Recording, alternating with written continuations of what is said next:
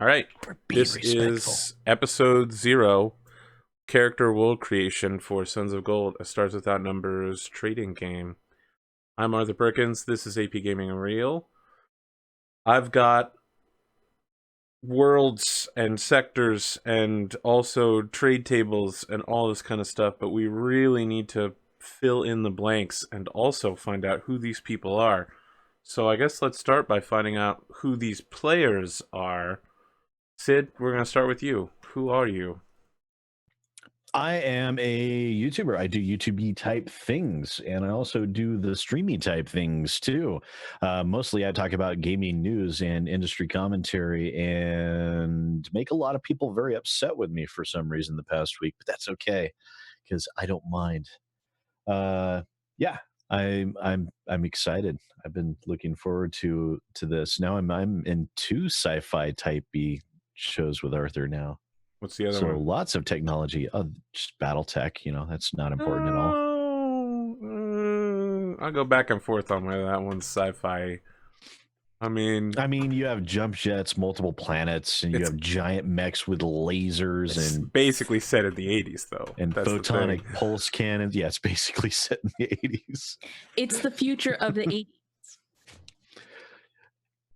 I thought that was Shadowrun, though. I mean, this is also the future of the 80s, but the military side, not the... Yeah, the future tech really hasn't been updated. It's the difference of whether or not magic comes back to the world. So the thing about BattleTech is that in BattleTech, machine guns can fire 30 meters, and in real life, machine guns can fire several miles. Yeah. After 30 meters, though, it's more like just like a sting. And even though the bullets are like this big, they still only go 30 meters. Just like, oh, losing so much momentum. They just kind of bounce off a guy's chest, and don't do much good. So yeah, I'm excited though. Really happy to be here. I actually got a lot done having Saturday nights free for my channel there for a little while, but this is a good chance for me to relax. Oh, we're talking about Winter's Edge? Yeah. The rewintering? Yeah, the rewintering. The thawing, I guess, now that it's over. My heart is certainly thawing afterwards. Virgil. I'm not sure how I feel about that. Virgil. Hey. How's it going? Going good. I'm also super excited for some sci-fi. I've never played this rule set at all, so that's fun. And yeah, the other game I'm playing with Arthur is great, but it's very antagonistic. No, you're antagonistic. I'm not sure whose fault that is, Arthur. It's you. You kind of just set me up for that. Really? I said I put it into motion when you. Like, oh look, you can afford Aura of Intimidation. Doesn't that sound fun? What if I just? You were going to play Darth Vader, but now you're playing the Emperor. I know, it's getting bad. So I'm going to be like friendly, helpful ship crew person. It's going to be awesome. Oh yeah, your name's going to be Ivan. I am friendly, helpful ship crew person. Friendly man for here to help. I feel like you've played that character before. I've played most of my characters. Is the thing. I'm running out of voices, guys. The stuff I'm doing these days is mostly music. SoundCloud.com/Zircon5. But when I'm role playing, I host over at twitch.tv/Zircon5. Kelsa. Hi, I'm Kelsa. In case you couldn't tell, I play role-playing games on the internet like this one, and I'm super excited for this one. Like, I'm the kind of nerd that enjoys spreadsheets and complicated trade tables, and I'm really looking forward to the strategy behind it, like a non-combat side, which is why it's kind of ironic that I'm thinking very strongly of playing a warrior. But yeah, I don't know. I feel bittersweet about Winter's Edge. It was good, but it was over. Yes, it was. Yes, it was. That was our last campaign for those who are not longtime viewers. It was good. It was good. This is It our was a good place classic to stop it, crew. too. We're bringing Arthur, together old veterans for this game. What do you got? Before we start, just let me know if we're bombing, and I will deploy emergency cat. Emergency cat. I'll let you know when viewer numbers start dropping. I want to start by reading out a ripcord dangling there. I want to read out the Deploy campaign document that I set up to pitch the show to anyone that wanted to join. You can see it in Twitch chat right now. It's also in the description section on YouTube's comment section. So let me see here. You know, normally I like to put on my glasses to at least pretend to just be like, I don't know, Morgan Freeman or something. Wait, did someone just drop one of my emotes in chat? Shit. No one ever does that. It was me. It is a time of the rising. For generations, the Gilgalad fringe sector planets have stood on their own through a silent night. With the rediscovery of spike drive technology or the recovery of rare spike fuel materials, ships now cross the Black Ocean. Every world has its own identity far from humanity's mandate, the origin of Earth, and thus these cultures collide. Most are not strong enough to mount an invasion of each other, and those that are have the fortune of being unwilling to do so.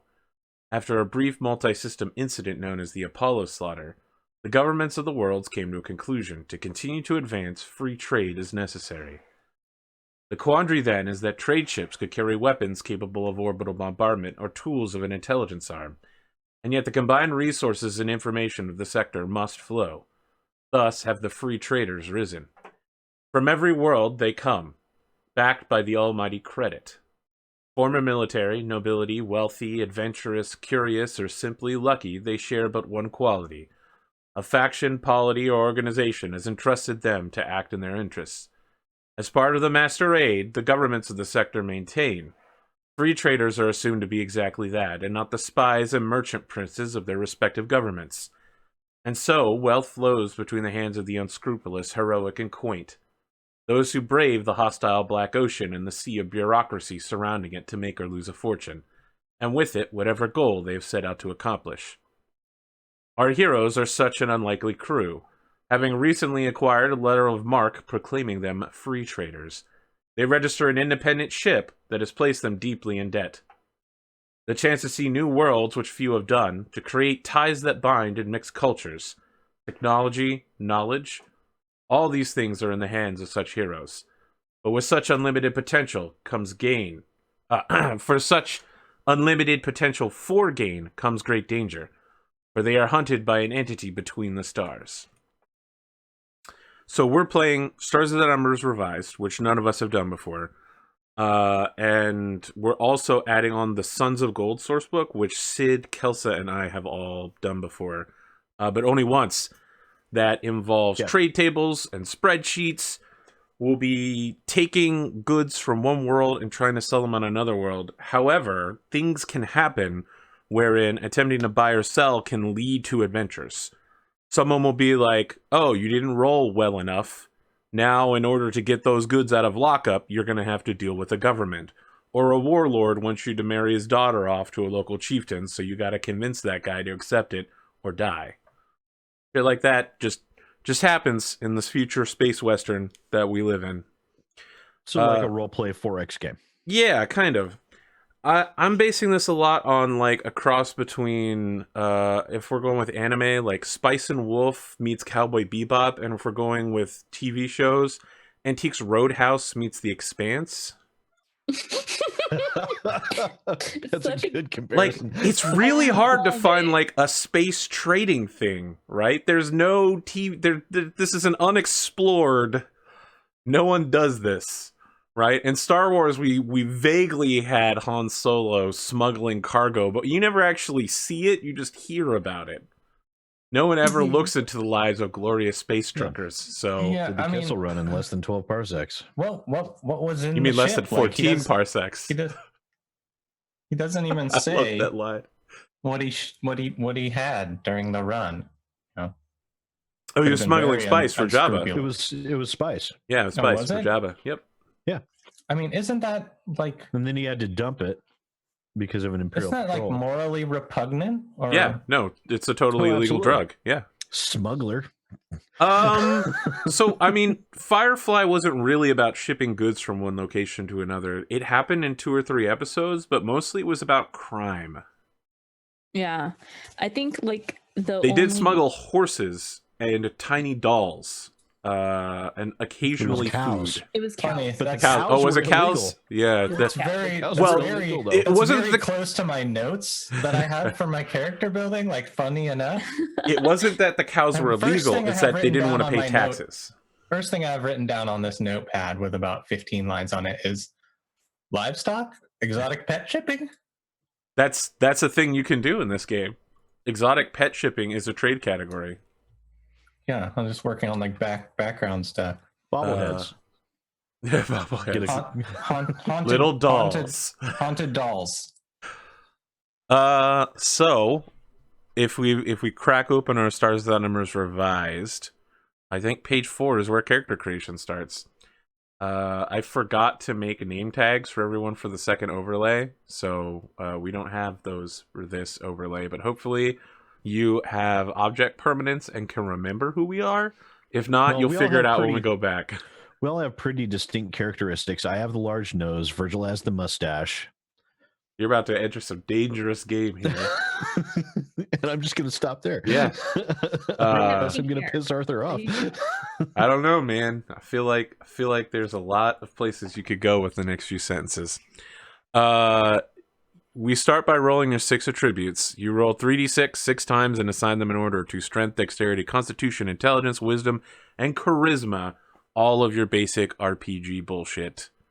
Let's go ahead and do that. However, 3d6? if you randomly roll your scores, you may take a 14. I'm sorry. You can take an array, or you can roll, and if you roll, you can trade one of your tributes to a 14. The array is 14, 12, 11, 10, 9, 7, which is very close to being average. I'm gonna roll though because But not I'm gonna roll for exceptional. fun.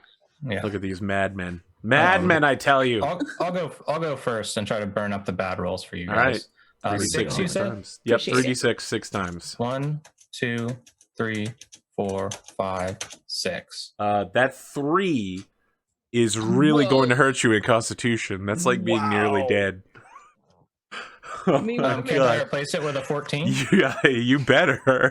Yeah. A score of No, 3 is a actually- -2, so conceivably, if you were like a psychic, you could wake it up can't dead go- in the morning. No, it can't go below 1 though. So I don't die during birth, guys. I'm fine.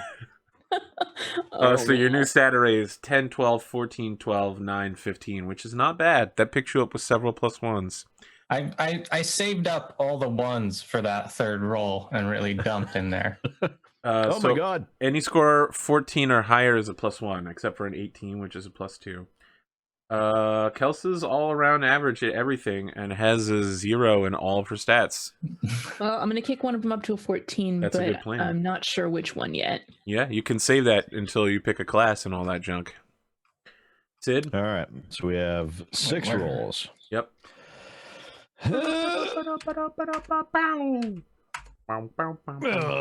Not going too well so far. So average. So average. Yep. 12, 11, 8, 9, 8, 9. Yay, I suck. Look at all those negative ones. All right, so the next plan is to pick a background listed from page 9. You get all skills listed under your background at level 0. Then you get to make a decision after that. You can roll for additional skills or pick them. That's where it gets weird. So let's start with your background. Where did all of your characters begin? I know some of you have picked classes, but I don't know that you've looked into backgrounds that much. I've looked into it, but I haven't decided on one. You can roll a d20 if you want to just... If you haven't decided and you don't know, you can roll a 20. I For don't think any backgrounds? Yep. would, I don't. There's none of them that I think would ruin my character. I actually had an idea for a background. I see. Like what? Well, you mentioned that one of the planets was like there were slavers. Right. So we haven't talked about that yet. That slave planet has only been in existence for less than 5 years. So no one's actually been born there. Well, There no, is what I there was is a planet that's low tech, right? You wanted to be from like a low tech planet and be like, "Oh, great technology out in space" or something like that, right? not quite. Now I was thinking, I think more. I'm going to abandon the religion angle, but I was thinking because you mentioned there was a TL5 planet that what they did was with that low tech planet was they bought slaves and freed them. So I was It's thinking not I could okay. be one of those freed slaves. So that is not a. It's a. The other planet is a low tech planet. So let me explain. There's an organization called the Imago Dei. They're all VIs and AIs that have survived since the Scream. They're all like new Roman Catholic. They believe that humanity is their creator and that the humanity are like gods and that God of humanity is like a super god and that they must serve humanity at all costs. The planet that they're on is constantly undergoing horrifying terraforming accidents and earthquakes. So Man, they you got to have a lot of faith to believe in a double god. So what they do is the planet so much is faith you got to spread it around. the planet that they live on is like medieval age, like dark ages shit. Because their houses are constantly collapsing. You can't mine on a planet that's exploding every 5 minutes. So they fly around in like TL4 airships, drop down, like evacuate people, help them set up in a new place, and then fly off to go other places like missionaries. But they are losing members. It's been hundreds of years since the Scream, and they can't get off planet anymore because they don't have spaceships. So they're like taking the cores out of VIs and like salvaging the bodies to make like one dude out of like 3 different dudes. But whatever money they have, they spend on buying slaves and then freeing them because they believe in the inherent rights of their creators over being slaves. Everybody should have free will because humans gave AIs free will. So if you want to be from that particular planet as like someone who was freed, that planet is called Tariv in the Beatra system. In the Beatra system. Yep. Okay. And we'll be starting in the Beatra system, so you'll be from home. Oh, nice. That's maybe where I get picked up. Question. Yeah. Arthur. Yep. Like if I was to say pick criminal, I get a free skill, sneak at 0, right? Let's see Or- here. Yes. And it says I could be quick a skills. stowaway. Oh, that's just if I don't want to choose them. Yes. But why would I have a free one and choose the same one? Would it go to 1? guess. Let's see here. Oh yeah, if you select another skill, it goes from 0 to 1. You can choose it twice; it just goes up. I think that the quick skills are just total, like you would get those 3 specifically. If you don't pick skills.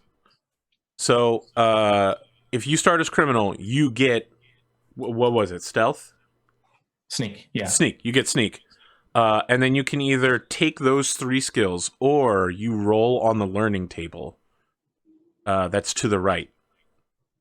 If you pick skills, you can pick 2 more skills from the learning table, with the exception of any skill. If you roll for your skills, you roll 3 times, dividing between growth and learning. So you can try to like boost your stats or pick up a skill from there, something like I want that. to do some more rolls, I think. Wow. Okay, dangerous move then. All right. So do you roll 3 times and you pick between growth or learning table? I pick 1 roll, pick 1 roll, pick 1 roll, right? Yep. Like I could do 3 growth, or I could do 1 and then 1 and then. Well, I mean, it'd be like 1 and 2, right? Right. Or 2 and 1. Yeah, the quick skills is if you don't know what you want to take. Well, I mean, or you can say those are the skills I want to take. Well, I mean, right. And before you guys pick skills, I do want to emphasize that there are certain skills you need to operate as free traders. Now, you can Let's talk about always this. buy crew members who are skilled at these things, but they cost money to maintain. And maybe they get angry and leave. But in order to trade, you need the following skills. Trade 1, connection 0.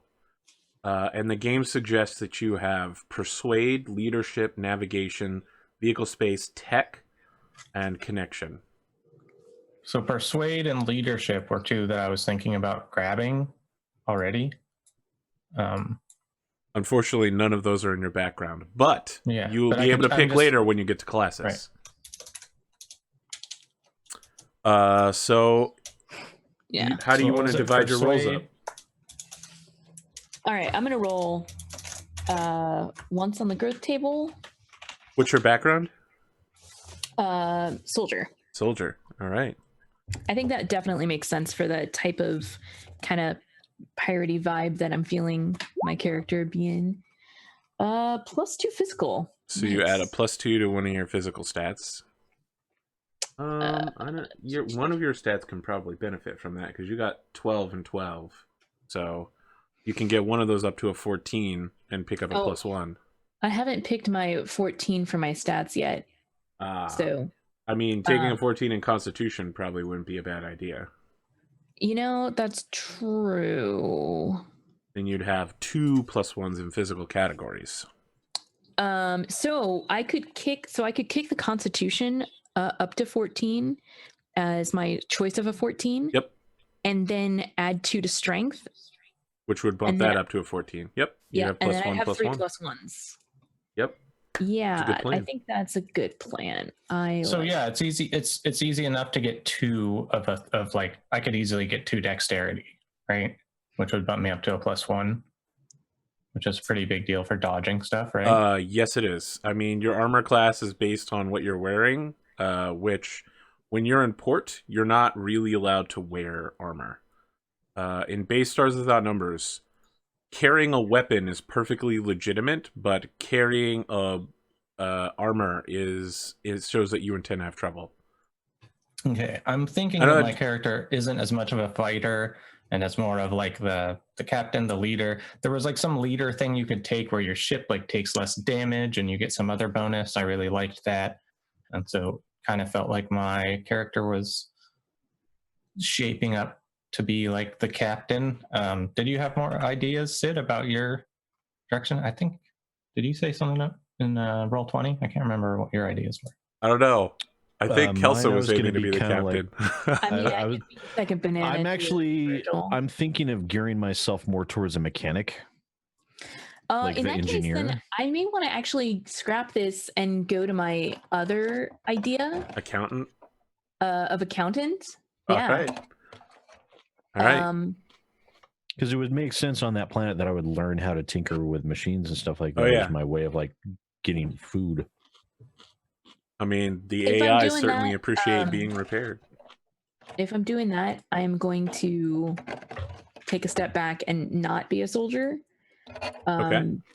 Since I think I'm to totally rework this for a second here. So, did I just completely screw up your idea? Or no, I think I did. Oh, it's Virgil. I mean, not completely. I had 2 character concepts that I had in mind. One was the captain. If you want to be the captain, I'll go with the other concept. No, I wasn't thinking specifically the captain, but more of the person with like some charisma skills. I'm just going to take the merchant background. That's a wise move for a merchant campaign. See, I just want to be able to go walking around going riff raff, street rat. I don't buy that. So now you can add a +2 to any of your mental stats instead of any of your physical. Yes. So go up. Okay. Because let's see. It doesn't actually bump up to a +2 bonus until you're at 18, right? That's correct. It's really tough to get that high. Okay. So instead of eldest school of Dungeons and Dragons. Okay. Question. With like trade and that kind of stuff, is that going to be like charisma based or? Yep. Okay, so I'm gonna leave my wisdom at 8, and I'll make my charisma 16, and I'm gonna roll another d6 on the growth table. Okay. Wow, you're really hoping to pick up another mental. Well, you just did. I did it. I did it. Holy shit. All right. And then I'm going to go ahead and roll on the learning table for another skill. It might be wise to pick up Connect if you could really nail a 3. Nope, any combat skill. Well, shoot.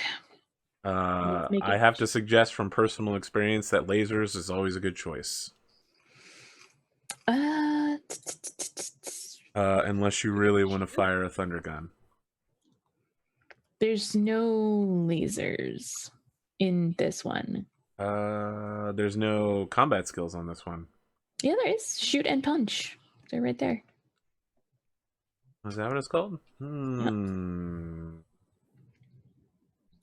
And I don't know what you're supposed to... What are the individual combat skills? I guess you pick between shoot or punch. Yeah. Well, then my suggestion would be probably pick up shoot. That is what I picked up. That's a good plan. Mm-hmm. I have to tell you that in the future of space, punching people is not a great idea. Unless you're a psychic. I mean, is punch what you use also for, like, wielding a sword or whatever? Yeah. Oh, no, there's stab. Okay, so there's 3 combat skills: punch, shoot, and stab. You sure? Got it. Man. All right. See, I'm thrown through a loop because I haven't played this version yet. I haven't either. It's all new. I spent all my time reading the spaceship combat, so that's where I've been at. How to make jumps between systems. My goodness. I have to tell you, that's the best change they made in this system, is that you don't have to roll for easy jumps anymore. If you can hit a DC 6, then that's it. You just make the jump, no problem. Because when we did a test run of this with Sid and Kelsa and Solfang, they made like 6 or 7 jumps, and on the last one, they ended up flinging themselves 4 sectors away and exploding and losing their... up. Yeah, you lost the ship at the end of the game, so... And we wound up in the one sector. Yeah, you ended up in the Amish people sector that hated technology. Mm-hmm. With an exploding ship over their planet. Yeah, I'm sure they're going to really thank us for that. Yeah. It's a good thing that our imagination doesn't make things real, or that would be bad. Who's the last space for? I don't know. Probably nobody. We just had this overlay designed for us by Zonalar for when we would have 4 people, and then we didn't. I'm working on getting us 4th. It's okay. We'll talk about that. Okay. Background stuff. Sid. Background. You got any ideas? Background. I chose technician. That's a good pick. Are you rolling, or are you taking your quick skills? Let's see. Well, the quick skills are fix, exert, and notice. So you would start with a fix of 1 if you did that, which would mean you're a regular technician. Like you're a guy that works with technology regularly. You've got a few certifications. Yeah. You know, I got my Microsoft. at least, No, you know, so the basics. If you take the quick skills, that is, you keep it at 0, not at 1. But his free skill is already 0. Right. Yeah. No. It's basically like, if you don't know what to pick you automatically get your free skill plus these other 2. You choose 2. Right, but if he picks fix again, he starts at 1. Right, but I'm saying is when you go with the quick pick, the quick pick includes the free skill, is what you're saying. Right, like it's well, already, I mean, you always get the free skill. Right, but it's not like take this in addition to your free skill. It's like, here is everything's already chosen for you. Don't look at how you pick stuff. That really makes it seem a lot worse than rolling and getting a free skill and 3 rolls. Like picking the quick skill. Oh yeah, really now bad. I see what you're saying. Yes. Like I didn't read the rules that carefully to know which way it works, but that just seems bad. So with the way it works, you get your free skill, and then if you roll, you get to roll 3 times for your learning. And I guess if you pick quick skills, you just get those 3 skills. 3 total times for learning and growth, wherever you want. You get to divide between the 2. Okay.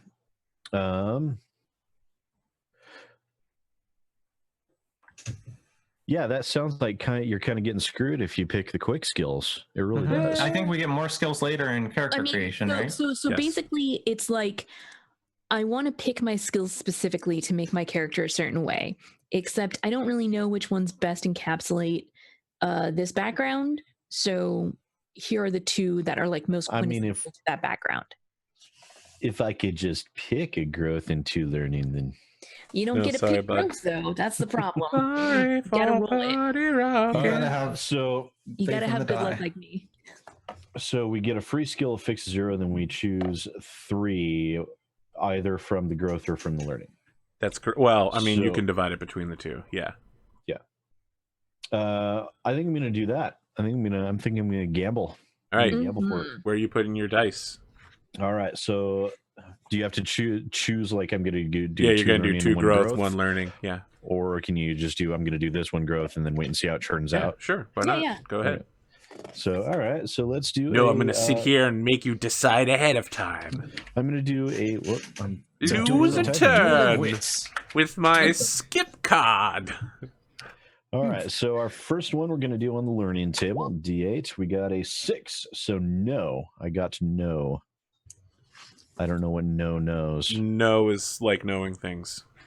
You're like I'm cool. I know things. I'll get you the exact description while you decide what to roll next. Let's see. So we'll put our no at 0. It's like a history check or whatever. No is facts about academic or scientific fields. Roll it to understand planetary ecology, remember history, solve scientific mysteries, and know basic facts about rare esoteric topics.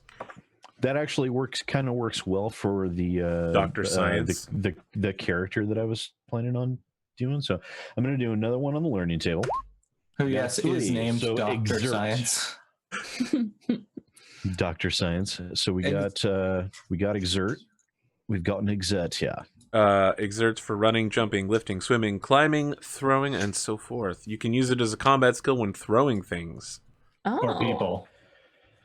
I mean, people are things. I mean, people get angry when I say that, like objectifying people. But when you gotta throw a person, you better treat them as an object. And I'm going to throw a D6 into the growth table. And we got 3, so +2 mental. So I'm guessing that's +2 mental effect save? No, that's +2 to one of your mental stats, which isn't actually that good for you. You're not going to get a bonus out of that. Mental stats. So you have a 989 in your mental column. So you can bump it up to an 11, a 10, or an 11. Yeah, but I bumped my intelligence to a 14 already. Oh, you can bump it to a 16 now.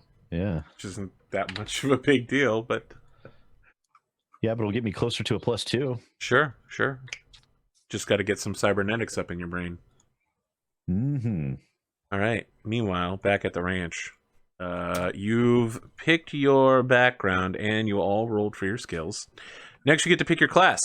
No, I haven't. Oh, you haven't. That's right. Let's do that. So, I mean, what's your background? Your soldier? No. Oh, criminal. Yeah, but barbarian actually looks better for like what I'm trying to roll for, because it has a lead, and it has sneak, and it has connect, and it also has 2 possibilities for +2 physical, which I want for dodging. But I mean, it's not. Good luck. Exactly how. Imagine it. Okay, but let's do a couple learning die real quick. I mean, if you want to be a space barbarian, you can be more like Khan and less like Conan. Sure. D8. That's fair. All right, so you're going to try to learn, and you learned connect, which is a pretty good pickup. Great. I should be typing all this stuff in. If this is Pro CD, I'd be like, he got it. He managed to roll the one thing he needed. Wait, I also get survive for free. Blocked him. 0. Okay. Let's this time do a growth. Dang. +1 to any stat.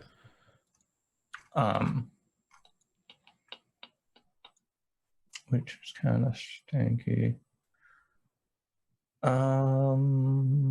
Yeah, I don't know that's going to make a big difference anywhere for you. It's not going to do anything. I really needed a +2 in dexterity. How often do these stats move around, Arthur? Not very often. Well, that might not be true anymore. You can improve your stats on level up now, but it's at the cost of not improving skills. And is it usually by 1? Yeah. Okay, in that case, I will put it in dexterity so that it's right next to that modifier. Right on the zone. borderline. That's where you're going to wait. Sure. Yeah. I mean, I could just do another growth instead of a learning. Real quick, for a technician, would intelligence be a good stat to dump my 14 into, or should I choose a different one for that? I mean, intelligence what is a should I good do? pick for repairing and shit. Okay. You Then also go keep use it there, then. intelligence to gunnery on ships and stuff. Oh, nice. Yep. I can shoot things. You got to be smart. Well, I mean, you need starship gunnery or whatever that's called. I can learn. I can learn. I think it might just be called shoot still. It's not a separate skill like it was back in the day. I'm going to go for another learn. All right. Rooney. All right, barbarian. You have picked up notice. You got your eyes on the prize. That's fine. That'll do. That'll do. All right, next up, we pick classes. There are now like 9 classes. There's warrior, expert, psychic, and then adventurer, and all kinds of partial adventurer. Plus, you can be a VI or an AI. No. Uh-oh. Or you can be an alien. be There is one planet can be of an AI? aliens. Oh, man. Just because I'm curious. He's what like, would- rather than being a slave, I will free the slaves. Indeed. I got to tell you, being an AI is really, really tough. Yeah, I don't want to do that. It It's fun to requires think about, giving but I up don't a wanna do that. lot.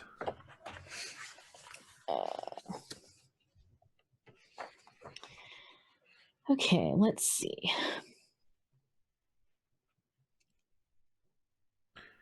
So psychics work differently this time around and are generally swoopy doopy compared to how powerful they were last time. And starts without numbers. They started out sucking really bad, except for biodynamics, who are capable of bringing people back to life like Jesus. You just touch them and they instantly come back to life in a coma. But at the high level, you had guys that were like, I don't know, I pull a starship out of the sky and destroy a planet by ramming it at the fractional light speed. Now it's a lot more balanced. You don't suck as much on the low end, but you also aren't Jesus.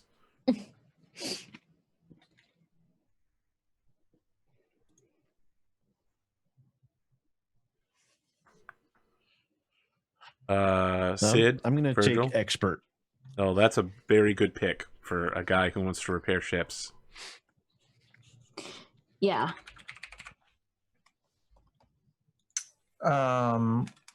Take a look at this. Where's the psychic skills? Back up in the skill section on like page 6 or something. Let's see. They're on... Chat saying I can import Lord Tithus. Psychic skills are on page 8. They're No, biopsionics, metapsionics, precognition, telekinesis, telepathy, and teleportation. What? It's almost like you don't want a psychopathic murderer running loose on the ship. I don't want a psychopathic murderer. Thank you. And then each one of those psychic things can be found underneath the focus list, I think. Or the psychic chapter. Well, I have no idea where they are, actually. You know, I'm Can't thinking find I'm them. going to go adventurer, partial expert, partial warrior. Wow. All right. Just make things as difficult as possible for you. All right. Right? I mean, I'm pretty sure. Psionic powers start on page 32, Virgil.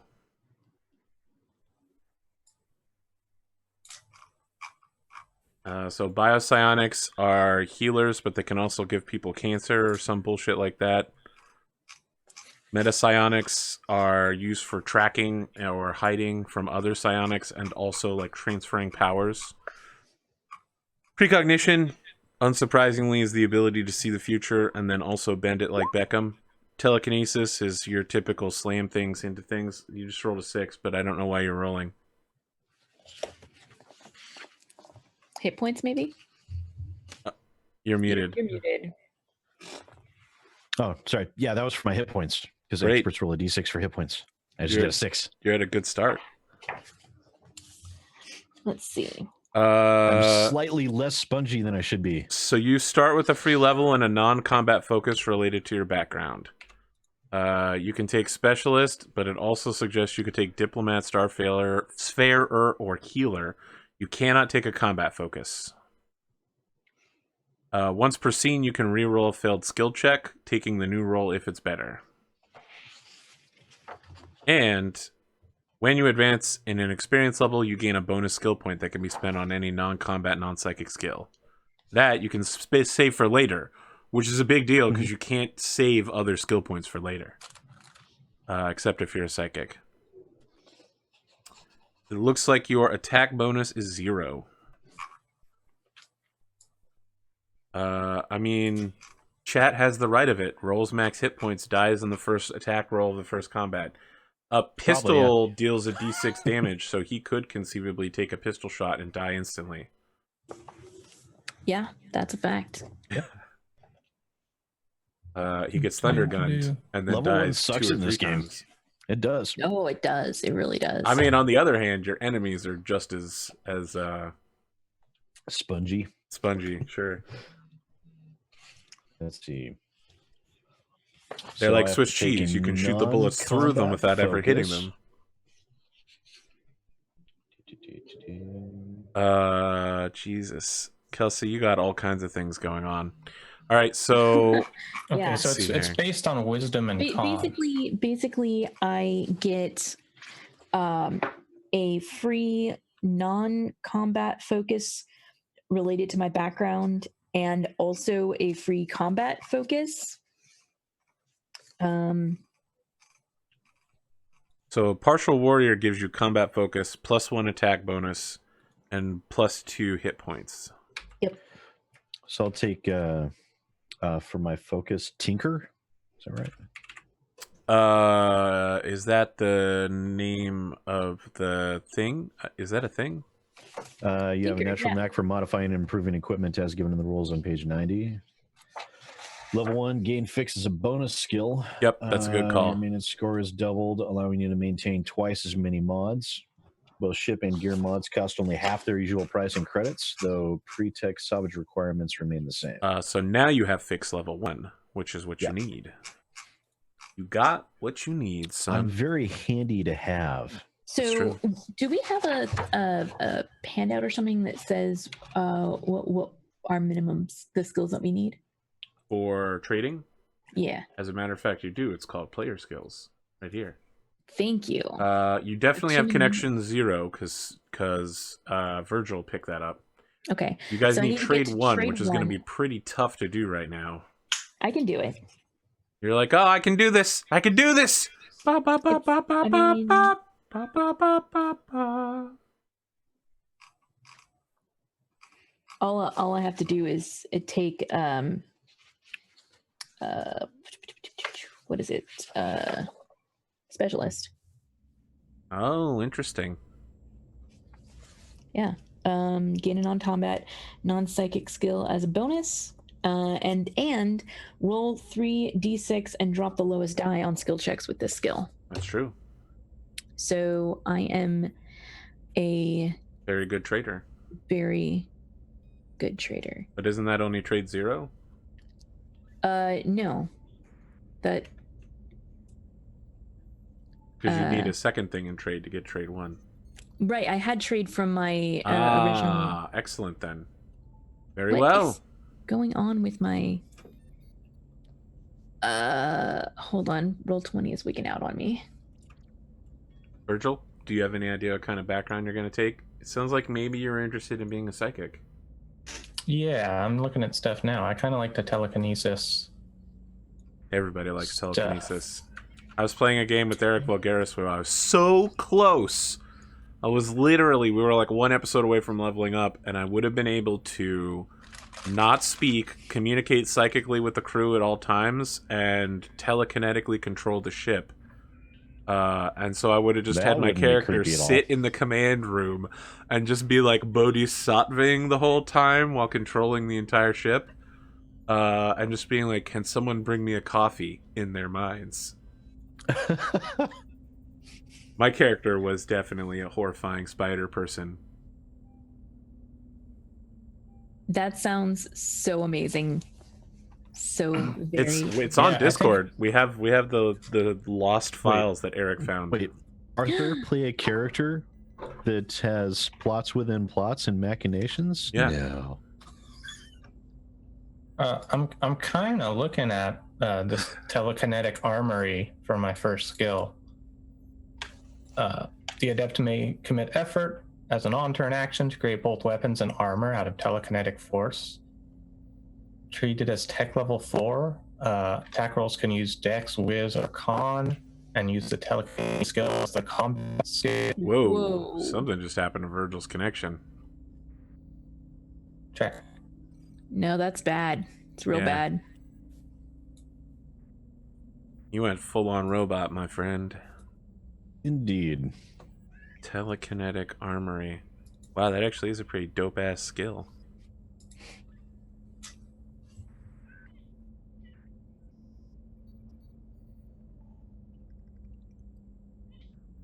Commit effort on turn. Tech level 4. You can use all kinds of attack rolls.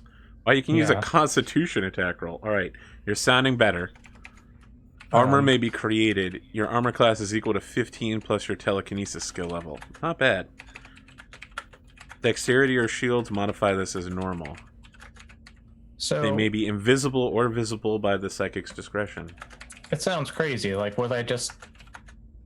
You're literally just like, I have a gun made out of psychic energy and also armor made out of psychic energy. And then I just leave my... How does leaving committed effort work? Is that just like... So you get a certain amount of... Yeah, you have a certain amount of points that you can use to perform your space magic. And when you're committing it to effort, you can't use it for other things. You can't be like, all right, I'm also going to heal you using those same points. Okay, because you won't have them. That does mean that if I just like spent those, I would have the dope armor kind of all the time. Yeah. That's so cool. If you're like, yeah, I walk onto every planet strapped with armor.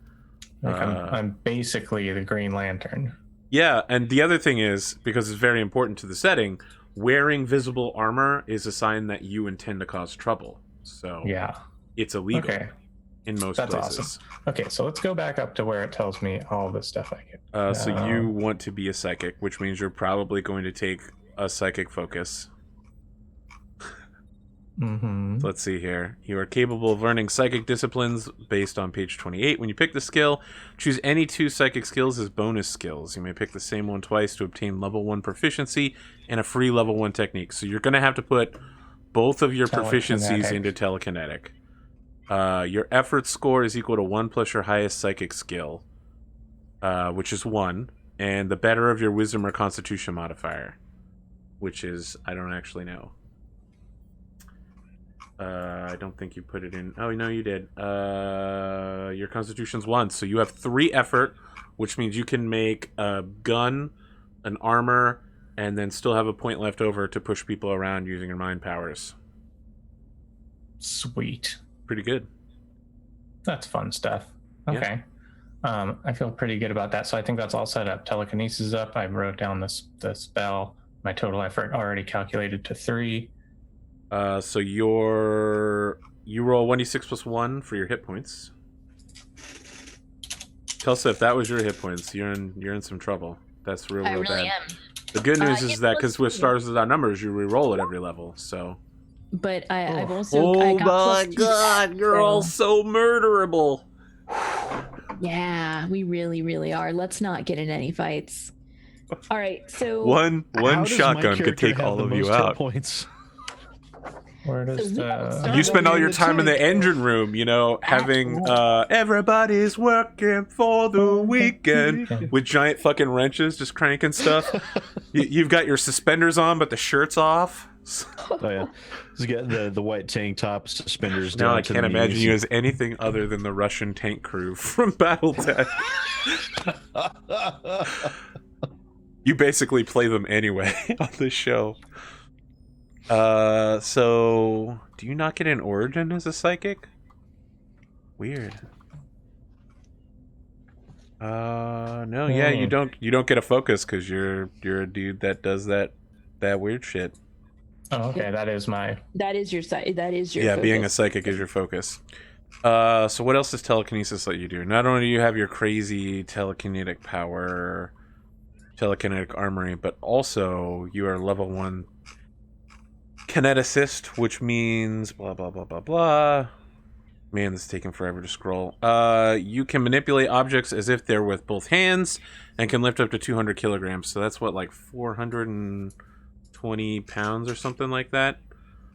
You can lift a nice big brick of weed. You can lift a small golf big cart. Brick of weed. Yeah, it's a big brick of weed. I mean, but as captain, I'm noticing, by the way, that no one has the ability to fly the ship right now. So you're probably going to need to buy somebody that does that for you. The problem is that there's just not a lot of ways to get skills. Like I mean, it's rough. It's true. I rolled to get my stats improved, but it's like I have 2 skills, and I'm thinking about changing from shoot to something else, but shoot's probably better, which means that I think I need to take sniper as my background. Which I don't. You say psychics do get a focus, chat? Let's see here. Pick your class. Oh, you also get a focus on top of that. Everybody gets another focus. Okay, everybody gets another focus on top of that? It says pick your class and then choose your focus. You get 1 level of focus of your choice. Characters with the expert or partial expert get a level of non-combat, non-psychic focus. Characters with warrior or partial warrior get 1 level of a combat focus. So, yes, you get... Okay, so everybody gets to pick another focus. Anything you want, and Virgil can pick anything he wants, including another psychic focus. So I could get, like, a ship flying, or... Yeah, you could get a ship. We get one. Yeah, like Spacefarer or something like that, I think is what they're called. Question. Yep.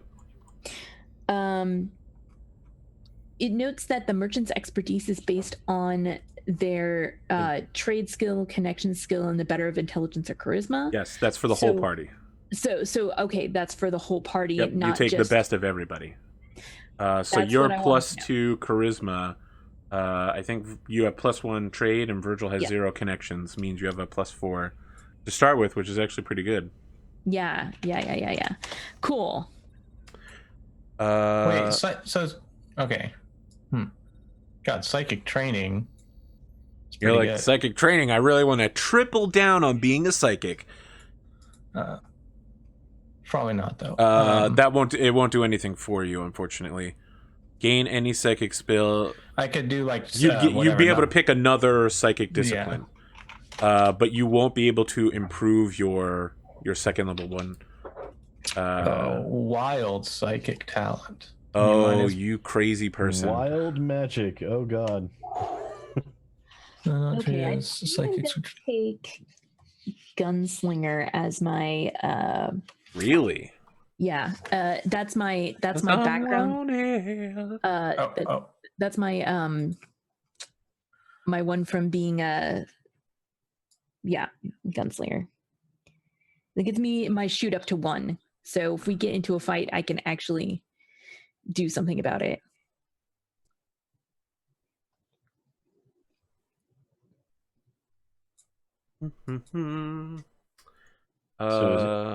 What about you, Sid? Is anyone taking captain? I feel like Virgil's playing the literal captain-y figure, but I don't know if he's also piloting the ship. Yeah, I'm not sure yet. We do very much need someone to pilot the ship, however, like Star Captain. Navigator. Star Captain gives you lead as a bonus skill, but not flying the ship. Yeah, Starfarer gives you flying the ship. If you take Star Captain, you must take the captain's seat during starship combat, however. Oh, that's the one that I was like looking at, which was the main. I was like, oh, that's really cool. You get extra command points, which means you can tell other groups to do better stuff. But if I was just saying, if someone else wants to grab that, I'm perfectly fine with just being the pilot. That's Starfare. Lets you pick up pilot. You automatically succeed at all spike-based drill checks of difficulty 10 or less. Wow, holy shit. Yeah, I'm perfectly happy. I was going to take that. Please be the captain. You take captain. I'll take Starfare, and we will be a great team. Yeah, unless Sid wanted it. No. What were you? No, I don't want. Gus is like, no, Sid doesn't want it. If the choices are that Skid gets it, I'm taking it. That's as a bonus skill. It just means I get it, right? Yes, it's on a different at 0. Okay. I'm just trying to find one that gives you navigator. I don't know that there is navigation anymore. I think it's just pilot. Yeah, there's no pilot. There's it's condensed now. Okay, yeah, so they've changed around a lot. Yep. I mean, since Kelsa has a thing where difficulty 10 or less checks, you don't roll on it. We're not going to be rolling very often until you pick up like a level 3 spike drive. See, or if you try to chart an unknown course. But I have to choose a non-combat, right? You get 2 different ones, right? My expert gave me the non-combat one, which was Tinker. So yep. Now you can pick anything. I can pick whatever I want. Yep. You pick any focus. Cool. Let's see. Henchkeeper. I was looking at that. I hadn't even seen that one before. Holy shit. Considering Henchkeeper. Gosh, what a terrifying name. It's so fucking bad. One thing I haven't heard any of your characters have is the talk skill. I was actually looking at diplomat. Connect is knowing people, but talking is convincing people to do stuff. Mm-hmm. Connection is like to pick one more. You get skill. 1 focus. But no. 1 more skill on final touches. Is that what it says? You're almost finished. Just a few more things to know. First, pick 1 more non-psychic skill of your choice. This represents your hobbies. You get a level 0 on it. So I could take talk for that. Sure. Okay, yeah, because I was actually looking at not to cut ahead in here, but Kelsa does have a +2 to charisma, so that's true. That's true. If you I don't want to pigeonhole anybody into anything, but she's really good at doing I don't this have thing. A +2 in anything. I was very much Talk considering focused. it, though, being kind of the talky person, but also carrying a big stick, and by stick I mean gun. Oh, so you're Sicarian now. You're low-key Sicarianing. I kind of am. So I have right now connect, lead, notice, survive.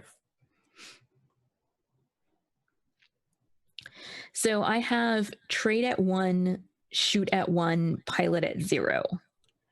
And then I was going to take talk up to 0 as well. I'm going to take gunslinger. Oh, boy.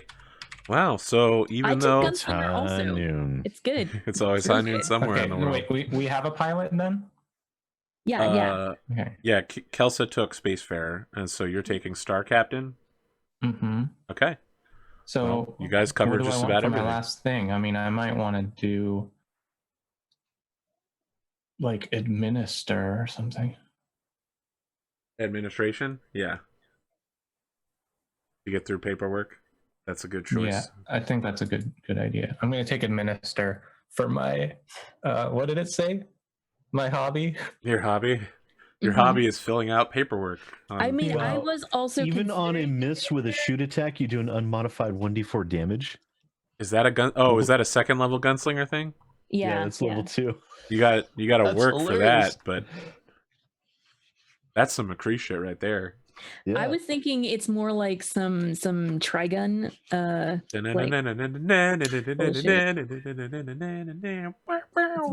It's where you like pretend to fumble the gun and it falls on the ground and goes off and then does some weird ass trick shot to wind up kneecapping them anyway.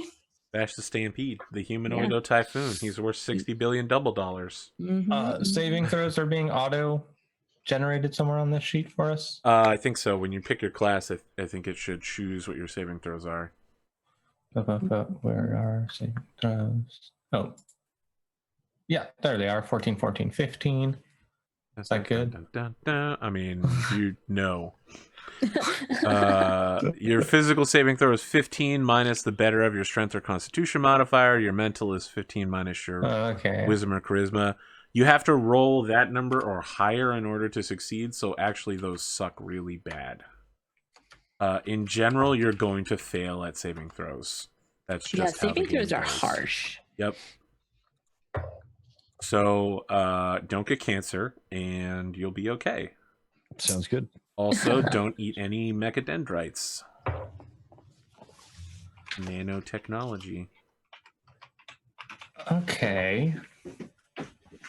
Okay, so we have all the skills that we need to be able to do to trade done. We have our trading. I can make connections and then have Kelsa actually talk to them. Mm-hmm. So your AC right now is a 15, by the way, Virgil. I know it doesn't reflect that. You might need to put innate AC. But when you're using your psychic armory, which you said is all the time, you always have an AC of 15. Yeah, and then I will put in committed effort to 1. Right. And then you'll have to put it another 1 if you want to have a gun on hand. I mean, it's invisible. Why not? I'm going to commit 2.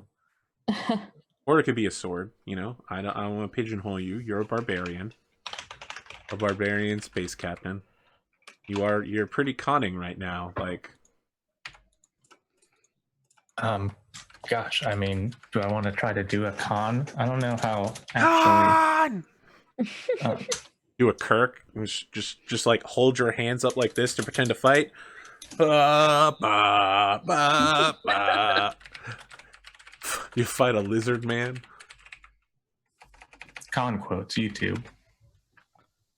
I mean, literally, just say the word "con" really long. I think he just has a deep voice like this or something.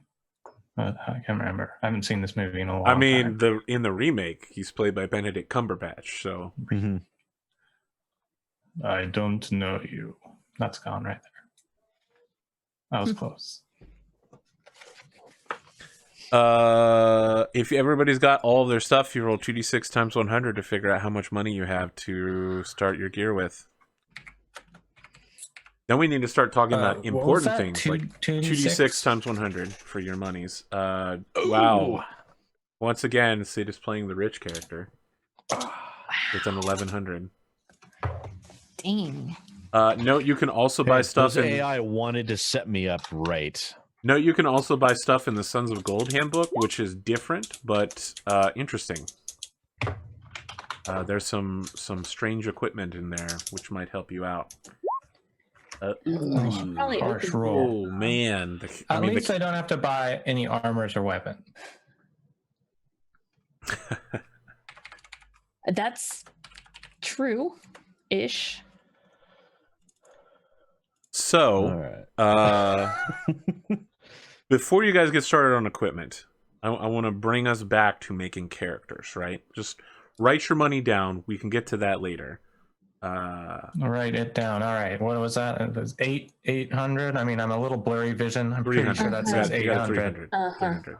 Oh, 3. Is that what that says? So, for instance, Sid's already picked his homeworld. Kelsa, Virgil, did you guys have a world from the document that you thought was interesting to be from?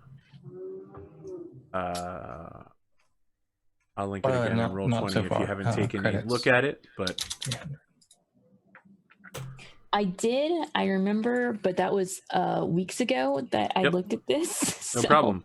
I'm gonna read it real quick here. So each sector has its own kind of deal going on. In the Vega-based system, there's a AI which has maintained the system, and a carrier fleet. It prevents, so this planet is one in a chain, and it keeps people from moving in either direction down the chain of sectors. So you can't go beyond this point until either you get a second level jump drive and jump past them in a blind jump, or you somehow get their permission to not shoot to death. The system is a tourist pleasure world. The only occupants there are all tech level 0 humans who are all immortal. They're kept alive by the AI's superior healthcare and education system.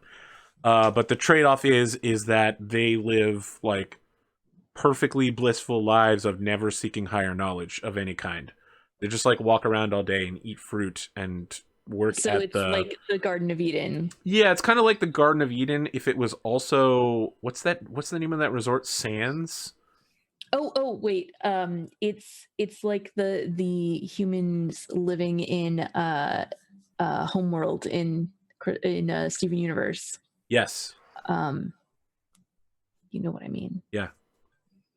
So yeah, they're just like, welcome to the planet, visitors from the sky. Would you like to take a swim in our glorious salt-free oceans? Perhaps you'd like to windsail using ancient technology. Maybe you'd like to eat some delicious fruit. By the way, I'm 700 years old. And anyone at any time can go to the Vegabee system and be like, I want to give up my free will and like learning stuff and just become immortal, and it's permanent. Like, he never lets you go because he's an AI and he controls the system and you belong to him now. But on the other hand, he ensures perfectly that you'll always be happy. The Escabarian system, I probably didn't pronounce that right, is a world that's falling apart. It's physically been broken on the inside. The core of the planet is done. And a tech level 5, so like a pre-Scream, old school factory, maintains the planet by continuously making and generating gravity to hold the world together. It also produces everything needed for the people on that planet to live, but just at the barest level, right? And so this communist type thing goes on where everyone is always provided exactly for what the factory on the world believes they should have, and they want more, right? So they're like, oh, great, I got 3 ration cubes today, but what I'd really like is an apple, so I will trade you 3 ration cubes for a fresh apple. That's just upsetting the apple cart in the end. The Beatrice system has 3 planets. One is a group of neo-Romanic revisionists that make all of their ships. They grow it out of crystals. They used to be the Mandate Navy, so the planet Labella was the like fleet yards. And when the Scream hit, all the psychics on those ships went crazy, and so the captains had to shut down all of the ships and start gutting them to keep maintaining them. And then at some point, they were just like, we're the only star power left in the entire sector. We're the only people in our system that still have spaceships. What if instead of killing everyone and dominating everything, we became like a classical republic of thought? And so that's why they're the only trade table that has political thought that they can export. They sit around all day, like providing for themselves the fruits of TL4 labor, and then being like, but wait, what if we did this thing to this planet? What if we introduce this concept that they don't have yet because they're communists?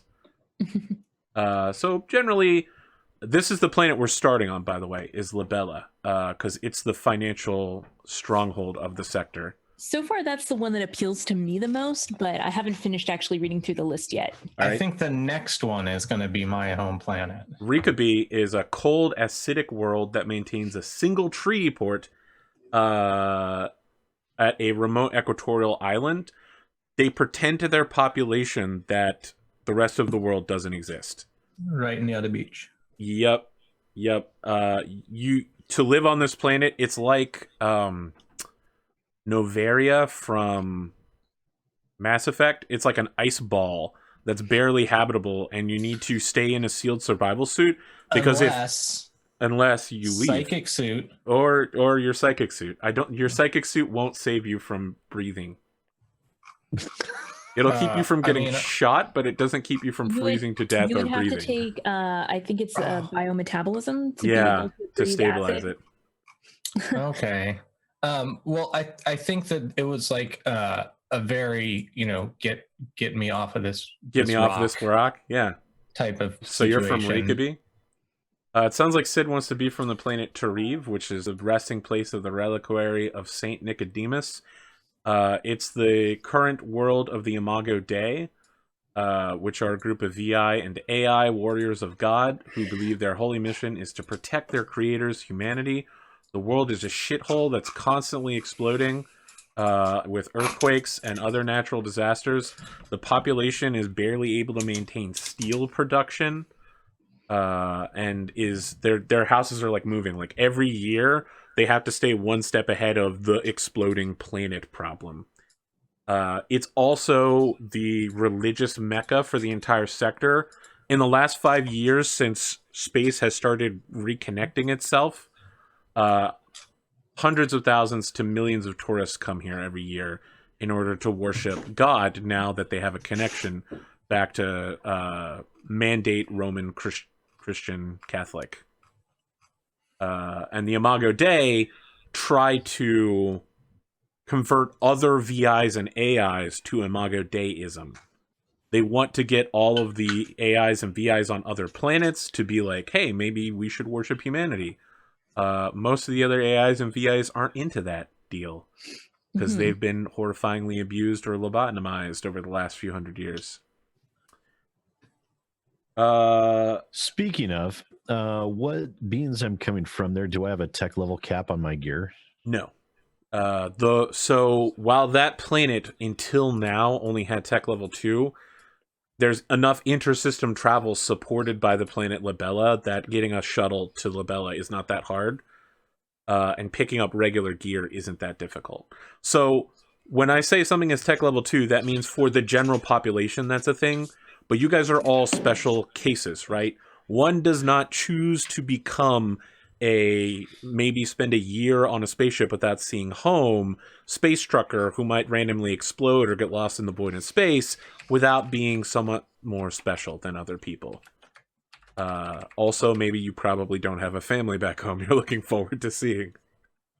That's, I mean... Nah. In the Edinabe system, it's the only planet that has alien life. The aliens are like tech level 1, and that world is tech level 2. They've developed gunpowder, and that's as far as they've got. But if you land on the planet and mess with the aliens, they'll show up with a shit ton of muskets and start shooting at you. They're fiercely protective of the local alien life, who they have formed a symbiotic community with. The aliens are called the Kargoth. They're kind of like lizard spiders. With none of the cultural connotations that come from it. No one really understands their culture except for the Insavis. Also in that particular system is a planet called Rorterar. It maintains a mandate level factory complex known as the Grail.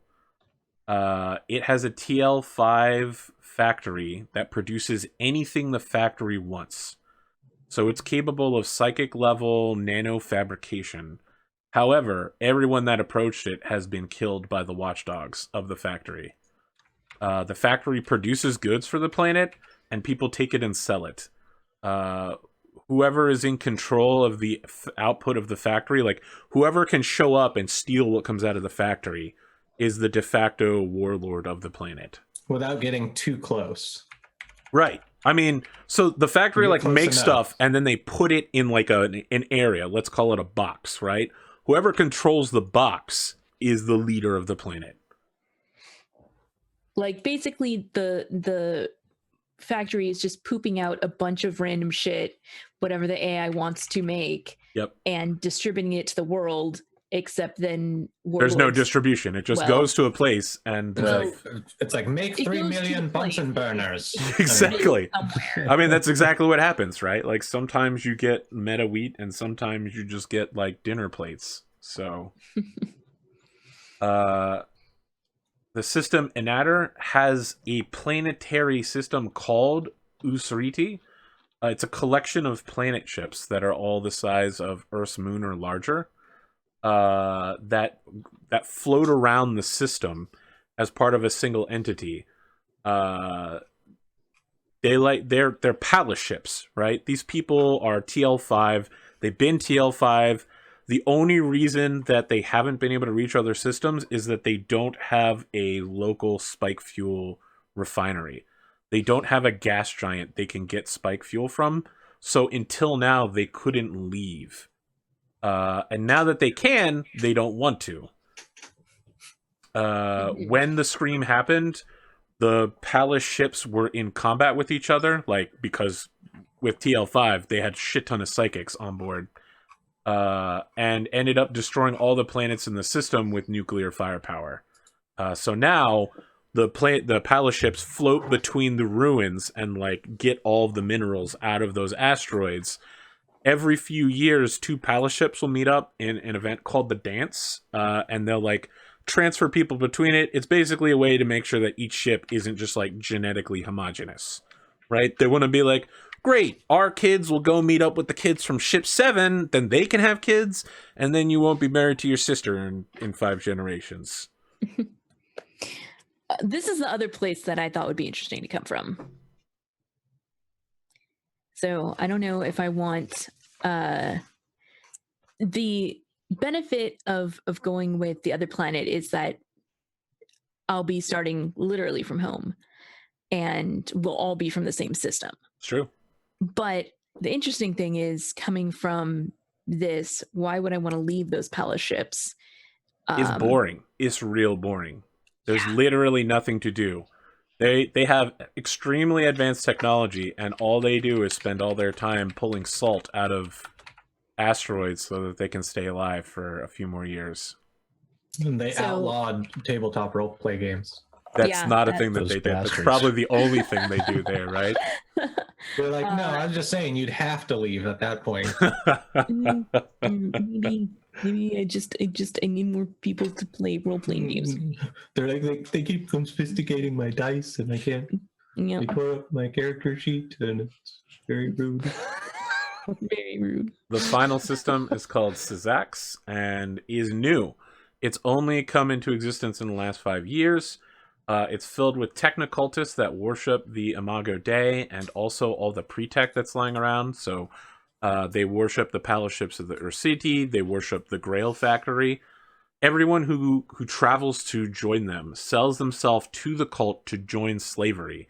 And then it's promised that some, very some, like 1%, will be smuggled like to the factory or to one of the palace ships, and they'll try to live life there. So it's like a crapshoot where you're almost certainly going to lose, but maybe you get to live in high comfort, and probably you're going to end up being a slave for the rest of your life. Millions and millions of people think it's worth it. Virgil's like, that's not worth it. Fuck that shit. I'm not going there.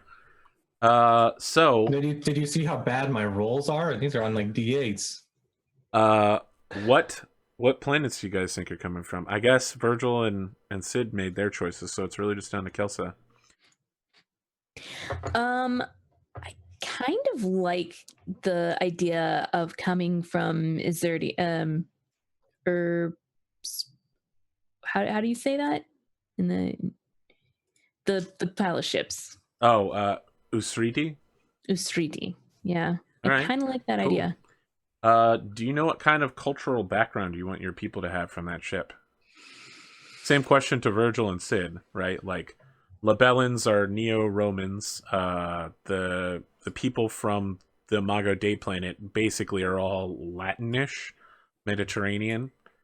I had nothing in mind for Rakibi because it's a treaty port that's restricted. Right. Gosh, well, I haven't settled on a voice yet for the character, which makes it tough. Scandinavian, then.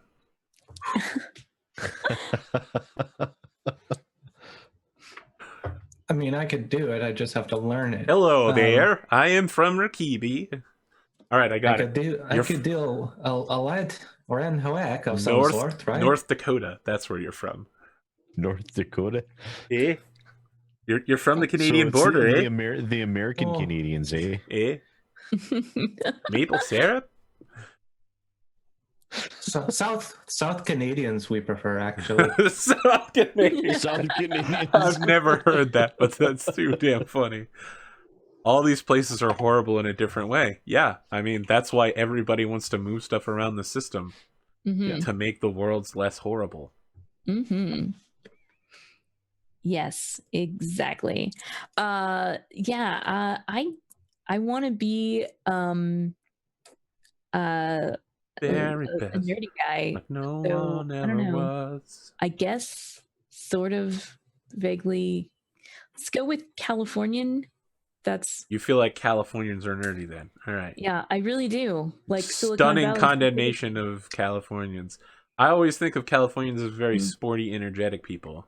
Because of Yeah, all that always think of sunshine and them beach. as but see, I spoiled live and in California, so Oh, shit. Damn, man. We're fucking just Sid's destroying right. Californians tonight. I mean, we're all right. Let's be honest. We're all right. It's almost like it's really complicated to define a geographical location by the local traits. California is just a bunch of hippies that turned into yuppies. yeah, I pretty mean, much. you also live in California. so- Yeah, I have a direct view out my window of He them. sees them every day. Is it hecka windy where you're at, Virgil? It's so Yeah, it windy where was super windy. it's super windy. I like swept the path yesterday, so you can thank me for that. So yeah. Virgil could do Borat. He could, but please don't. I really don't want an image of the captain rocking around in a mankini all the time. Yeah, we already had that with on Swan Song with Yep. that was Oh god. Higgs deal. Well, Higgs Ugh. was a thing. Higgs was the thing. Was a thing. Yeah. Cool. Yeah, so I think just the whole slew from sporty and athletic to kind of Well, I'm just asking about your uncontended. particular paddle ship, right? Like each Oh, yeah, ship yeah. probably has its own cultural heritage. Yeah, it's all of that together in Excellent. its own little thing. You're from a California ship, so it's probably That's called like correct. the ship name is probably very Californian, like the Eagles. Obviously, it's called No, I was gonna say San something because Yeah. everything here Exactly. used to be Mexico. Exactly. Yeah, like it's very much like that. And I think that definitely like The SS San Bernardino. kind of. Let's see. I think it should be San something, but not San something that's actually in California. So Well, that's tough because we've just about taken every saint we could find and named a valley, a hill, or a city after it. it's well. Wow, that's really long. Probably not that. El pueblo de Nuestra Señora de Rini. San Anglos.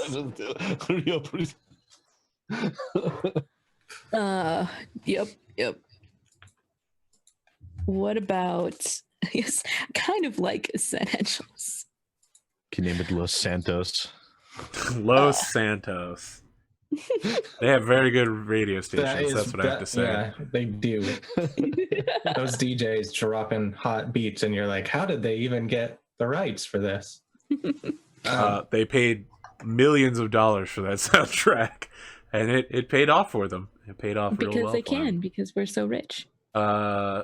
Sid Alpha, what kind of culture do you think that your people from Tarif have? Oh.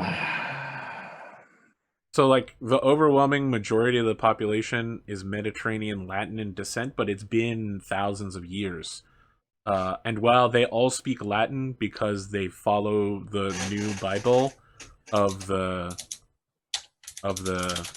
Imago Dei, they also speak Mandate, which is the future English. But you can be from anywhere. Like, you know, in any culture we have, there's always small minority communities. Definitely, Spaceship California, secondary language of Spanish. Ah, that's a good pick. Spaceship California. Yeah, you know, so that when someone says Rocinante, she knows what they mean. Ah.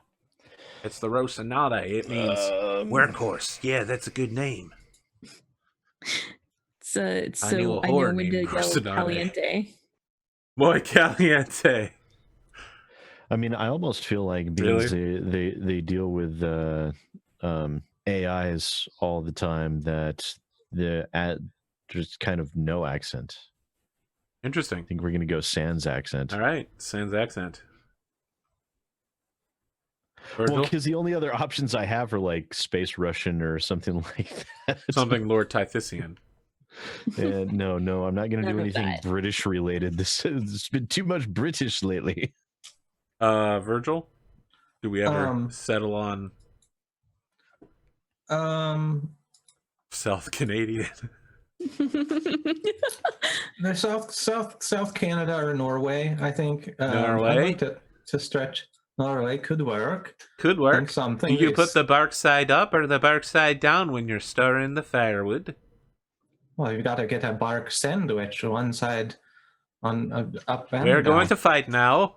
Oh, put up your dukes. We're going to fight with words. Oh, that was a real good one there. Yeah, real chicklet rattler. Yeah, that'll do. I'll need to do a little practice. Of course. But I'd like to stretch my legs a bit. Get a new one under the belt. So let's talk about your spaceship. I was thinking Tramp Merchant Freighter. Basically, it's exactly the same as the original Swan Song. It's the one that they assume everybody starts with. Originally, I thought maybe Bulk Freighter, but when you look at it, you guys don't have enough money to fill even a fraction of a Bulk Freighter. We saw that in the Sons of Gold game. You literally need like one pallet of stuff. Yeah, you need like billions and billions of credits in order to fill a Bulk Freighter. It was pretty hilarious though. I think that the ship will come from the planet Labella, and they grow ships now. They like physically grow organic ships. This is not going to be one of those. This is going to be like one of the original Mandate, like hundreds of years old relic that they've maintained by cannibalizing a bunch of other ships. So it's going to be like the Firefly, except if if Serenity was like 300 years old rather than 30 years old. It's a piece of shit. It's got an AM radio and a 3 on the tree. No. It literally has a crystal radio. It has one of those radios that can only receive passively and at very low AM frequencies. If you don't know what I'm talking about, look it up. Crystal radios are amazing and also terrible. That's the original radio. Crystals. Did you guys have a name you wanted to have for your junker? This is literally the most important decision you'll ever make.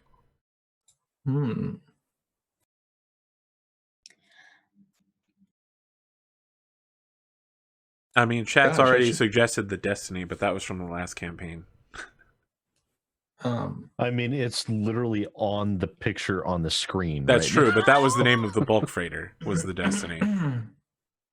But people just like the name Destiny. I mean, all sorts of naming conventions go into starships. Yeah, I was thinking, like racehorse style. Yeah, that's a good one.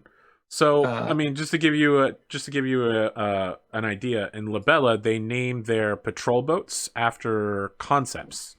So the destroyers, like the fleet destroyers that they have, are called Truth and Justice. They're building a new ship called Enterprise, which is going to be a fleet cruiser that's still years from being finished. What about gems? What if we name them after gems? Yeah. You want to name your ship the Sapphire? The Sapphire Ruby. Gem. Lapis Lazuli. Outrageous. No, you're trying to say we are the crystal gems and we'll always find a way. And if you think we can't, that's why the people of this world believe in garnet, amethyst, and pearl. And Steven! It's the most important part. I was thinking more something like, I don't know. When's Connie going to get on that intro? Like, I haven't been following the show for a while, but I feel like they could add her just like one line, Still not in the song. It's so sad. Yep. Either like I say we mix the ideas, like Grandma's Lost Opals.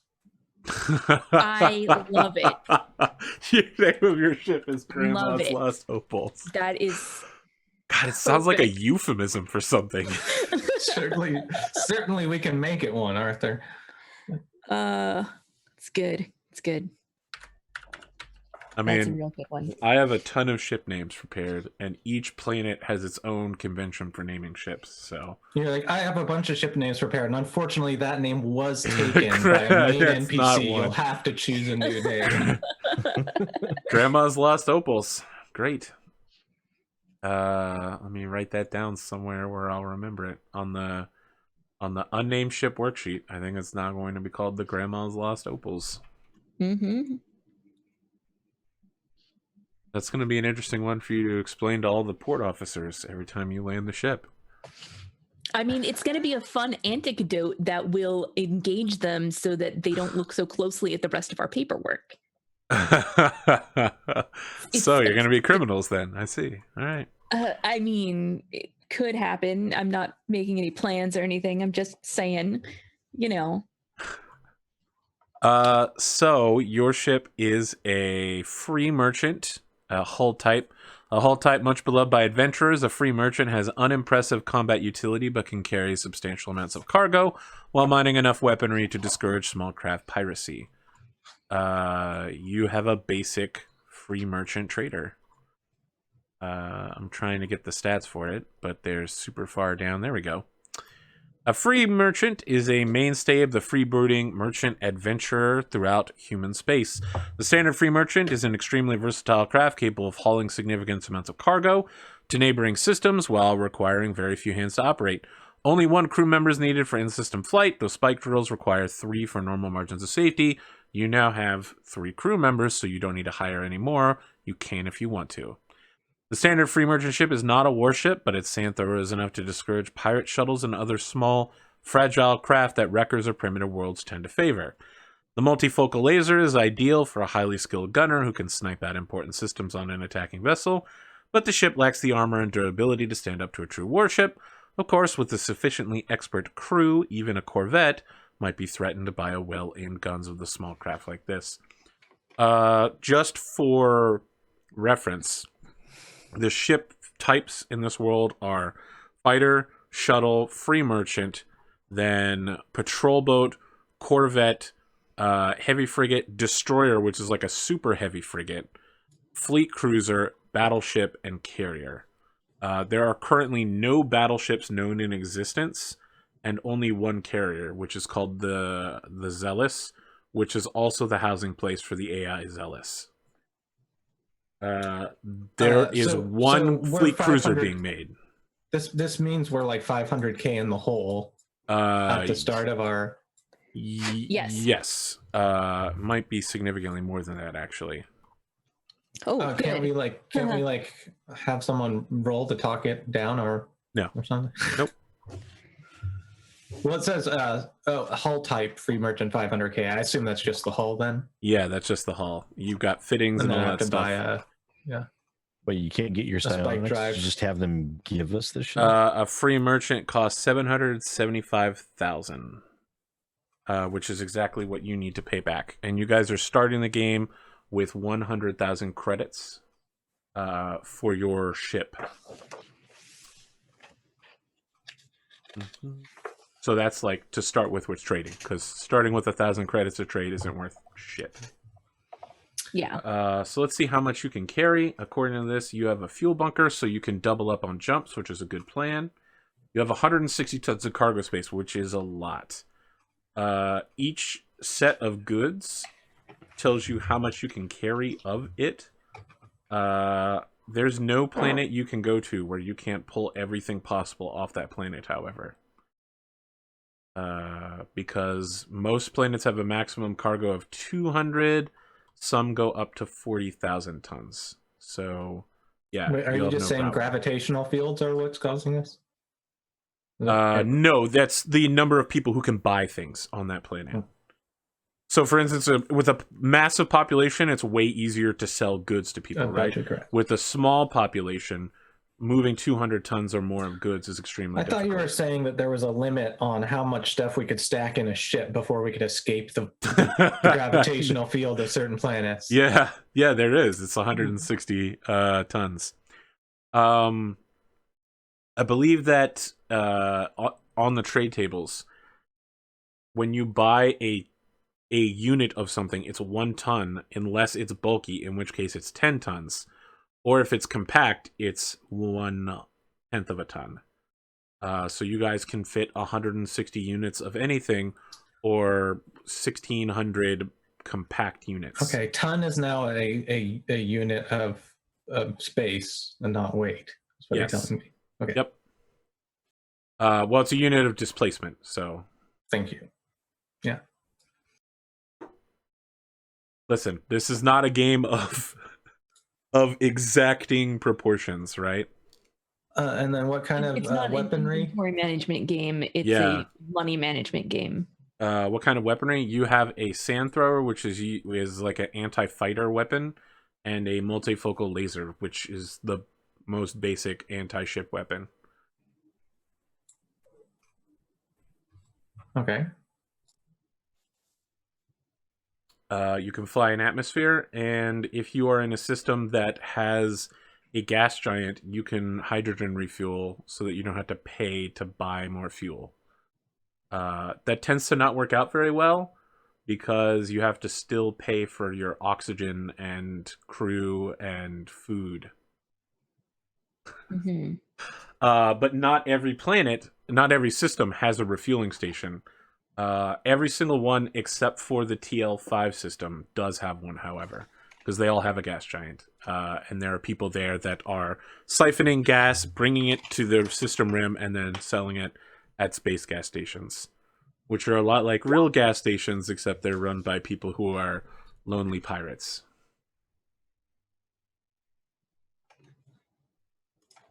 Let's see. Why did this crew come together? We don't really know a lot about you guys yet. I don't know whether you want to come at it from the crew side or whether you want to come at it from the... But yeah, you've got 100,000 credits. You're 775,000 in debt. It's not a good place to start. My name is Juan Diego, and I just needed to get out of I need to get out of the system.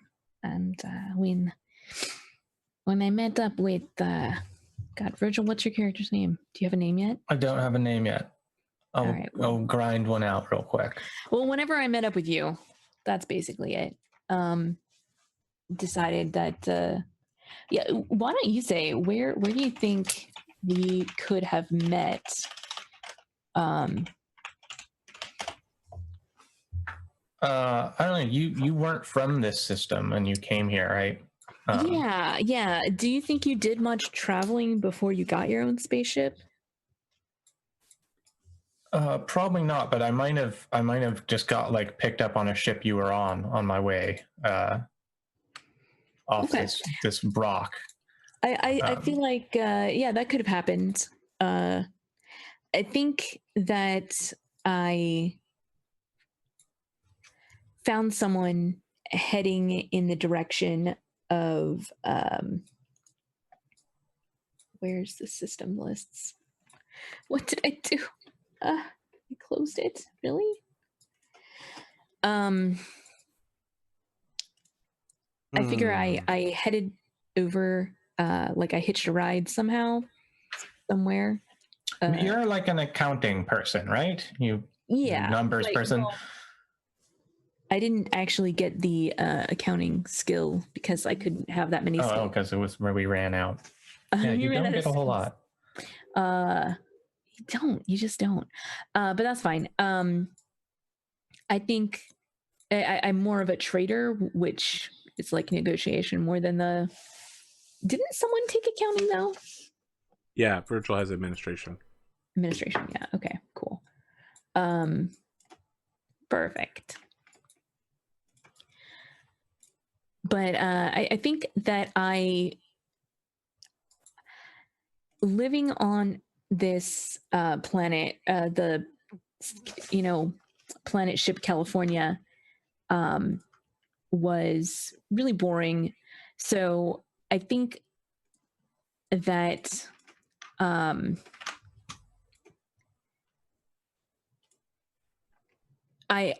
background is merchant, but I feel like it was probably not legitimate. Yeah, I'm thinking that I might have done some time with some people that weren't quite legit at piloting. Like the only way I could get off the rock was on a ship of some people that were like, oh, you've we see that you've done all this virtual training and stuff, and you're like actually a certified pilot, which I'd probably been doing like my whole life just to try to get off the stupid rock, applying for jobs forever until someone approached me on the street and was like, hey, you don't have your pilot's like license yet, but how would you like to fly a ship anyways? I was like, He approached you and he was like, your father was captain of a starship for 15 minutes. He saved 300 lives, including your mother's and your own. I dare you to do better. And you were like, sick, but I don't have my pilot's license yet. And he's like, that's okay. That's okay. We don't need credentials. That's okay. We're shipping slaves. Ooh. Okay, so what I figure is that Juan Diego had like a small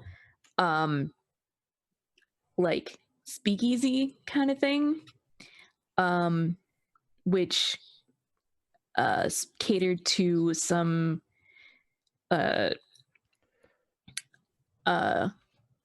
illegal intoxicants, and probably had to get off planet after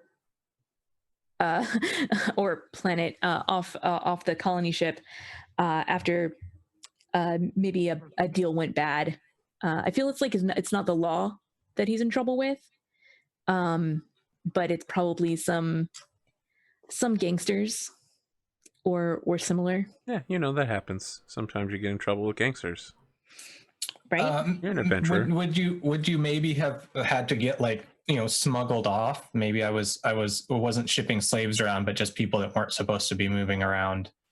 Possibly different places. But I think definitely, considering I've got a 1-inch shoot, my merchant status being of the illegal variety makes perfect sense. I do have a 0 training up from -1 in pilot, so worst case, I probably could have gotten myself off of the ship but not out of the system. Like maybe I stole like a small shuttle, got out of the planet ship, was trying to see if I can make it over to one of the other ones when whatever ship you were on, like we spotted each other, and I wound up hitching a ride with you guys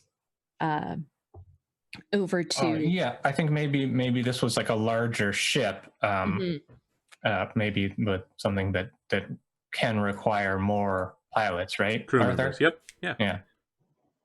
So maybe we actually did get to like pilot a ship together for a while, so we'd have like just that connection of you're Sulu and Chekhov, right? Yeah. And one person does the star plots and the other one does the actual piloting. Yeah. Cool. What about Sid? How do we throw Dirty in the mixture? He was also a powerful and mystical figure. I feel like I'm stowed away on their ship right now. So I was also I don't know that's a good start to the campaign, is you floating out an airlock. Yeah, no. Well, roll up a new character and make one that isn't a stove. Cool. So I was thinking that maybe since we're on this like I roll the exact pirate, same one. We're basically flying around a pirate ship for this guy, for someone, me and Kelsar, because we will do, we just want to get off planet and this is our way to get off. Yeah, you want to make money.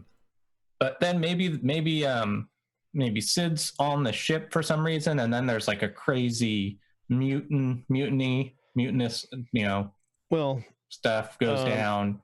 Everyone, it's no longer viable on this ship. Like I'm coming from an area where they literally buy slaves to free them and ship them off, and they set me up. They trained me, and maybe are you a missionary? Bought me passage.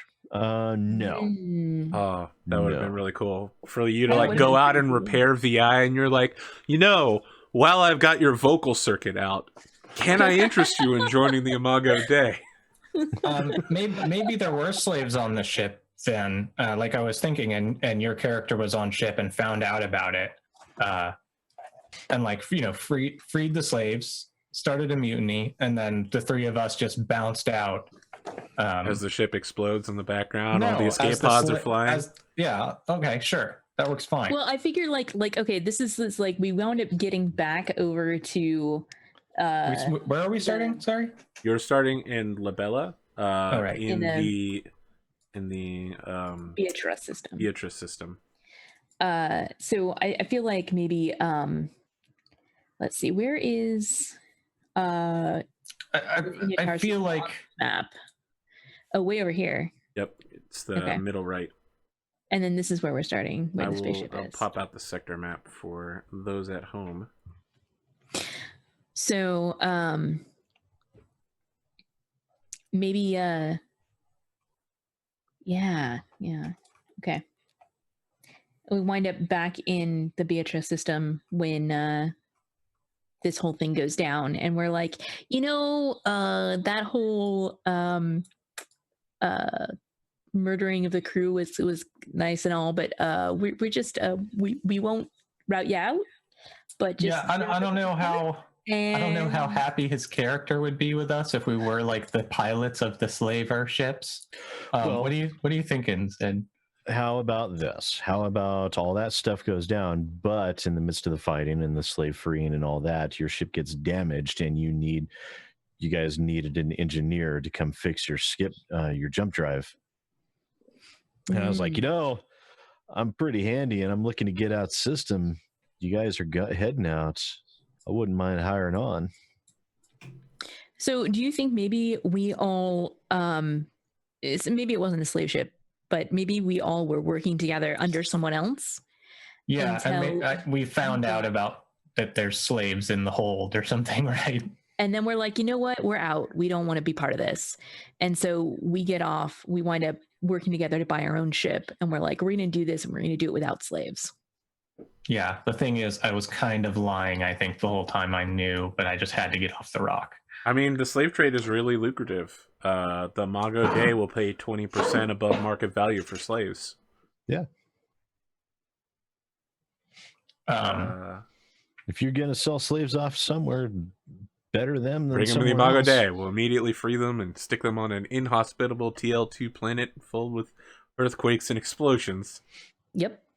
But at least they're free. Yeah, hey, if it was good enough for my parents, it was good. If it was good enough for my ancestors, it's good enough for you. So just a quick look on the map here, because the audience, I think, hasn't had a chance to see it yet. Everything in the middle of the map is where you guys can theoretically travel and what's known. The north arc, everything from Raberteraza to Susarquin, is all 3 or more jumps away, and no one has a 3-jump spike drive yet. So they're all dark. Everything south of Vigaby is being blocked by the AI Zealous. So the first person to get a 2-jump spike drive and then successfully make a jump to the USDAT system will be the first person to make it to the USDAT system. Hasn't happened yet. It's a lot more economic. Has it been since 5 years since spike drives have started getting made again. It's been hundreds of years. So I think the Scream took place in like 2750, and it's currently January 1st, 3200. So it's hundreds and hundreds of years. It's a lot more economical right now to make a lot of TL1 drives than it is to make a single TL2. The only TL2 drive that's currently being made is for the Fleet Cruiser Enterprise. And it's still 5 years away from being finished. So cool. that's like a long-term goal there. All right, so it sounds like you guys have the story of how you met your mother. Your mother is the ship in this case. No, it's our grandmother. Your grandmother's lost opals. Let's talk about experience. If you guys perform exceptional role-playing, which I don't think is going to be a problem for this group, 1 XP a session. If you make a profitable trade deal, any number but at least 1, you get 1 XP per session. If you make 10, you still only get 1. If you make 1, you get 1. If you make 0, you get 0. You get 1 XP for attempting to complete a group or personal goal. So as long as you pursue that in character, you'll get an XP for it. You also get 1 plus XP for each goal you complete. You will each have 2 personal goals, and then the group, you'll all sit together and say, I want to make a goal for the ship. One thing I haven't really touched on that much is that I've been rewatching Fellowship of the Rings like 8 times, and I really just love the idea of a mysterious group entity constantly chasing the party anytime they get comfortable, like the Nazgul. And there is something like that in this world that's aiming specifically for your group. So it's not like every session this entity is going to show up. But if you ever like settle down on a planet and are like, guess what? We rule this planet now. Nazgul's going to show up and be like, hey, it might be time to move on, or, you know, those 2 hit points will be mine. Gotcha. That's kind of a cool idea. I like it. I've already done the faction setup. I'm not going to cover the factions until I do the first faction turn. So, sorry, audience, you're not going to know what's happening. You'll be just as in the dark as the players until 1 month into the game. I have a terrible idea for a goal. I'm not going to do it, but I thought about it. So I feel bad. There's 2 things I want to discuss right now. Do you guys want to play with your goals private from each other? Or do you want to play with them public? Like, we know every session what all of you guys are doing. Or do we want to do it Swan Song style, which is where you just write down Kill Mr. Titan on a note card? No, that's a terrible idea. Joff is like, all right, I wrote down 3 words on this note card 30 weeks ago. I finally did it, and I'm level 5. Do you want to do secret goals? Do you want to do, you know, collectively open goals? I prefer collectively open goals so that we can roleplay towards scenes that help. Sure. And even if they're antagonistic towards each other, I think we are all good enough to not, you know, meta play that, except to ensure that we see scenes that are going to involve them, like burning wheel style. So then let me outline where the campaign will begin. You are going to be in the process of making your first 100,000 credits. You will be on a planet dropping off goods in the middle of your first deal on New Year's Day.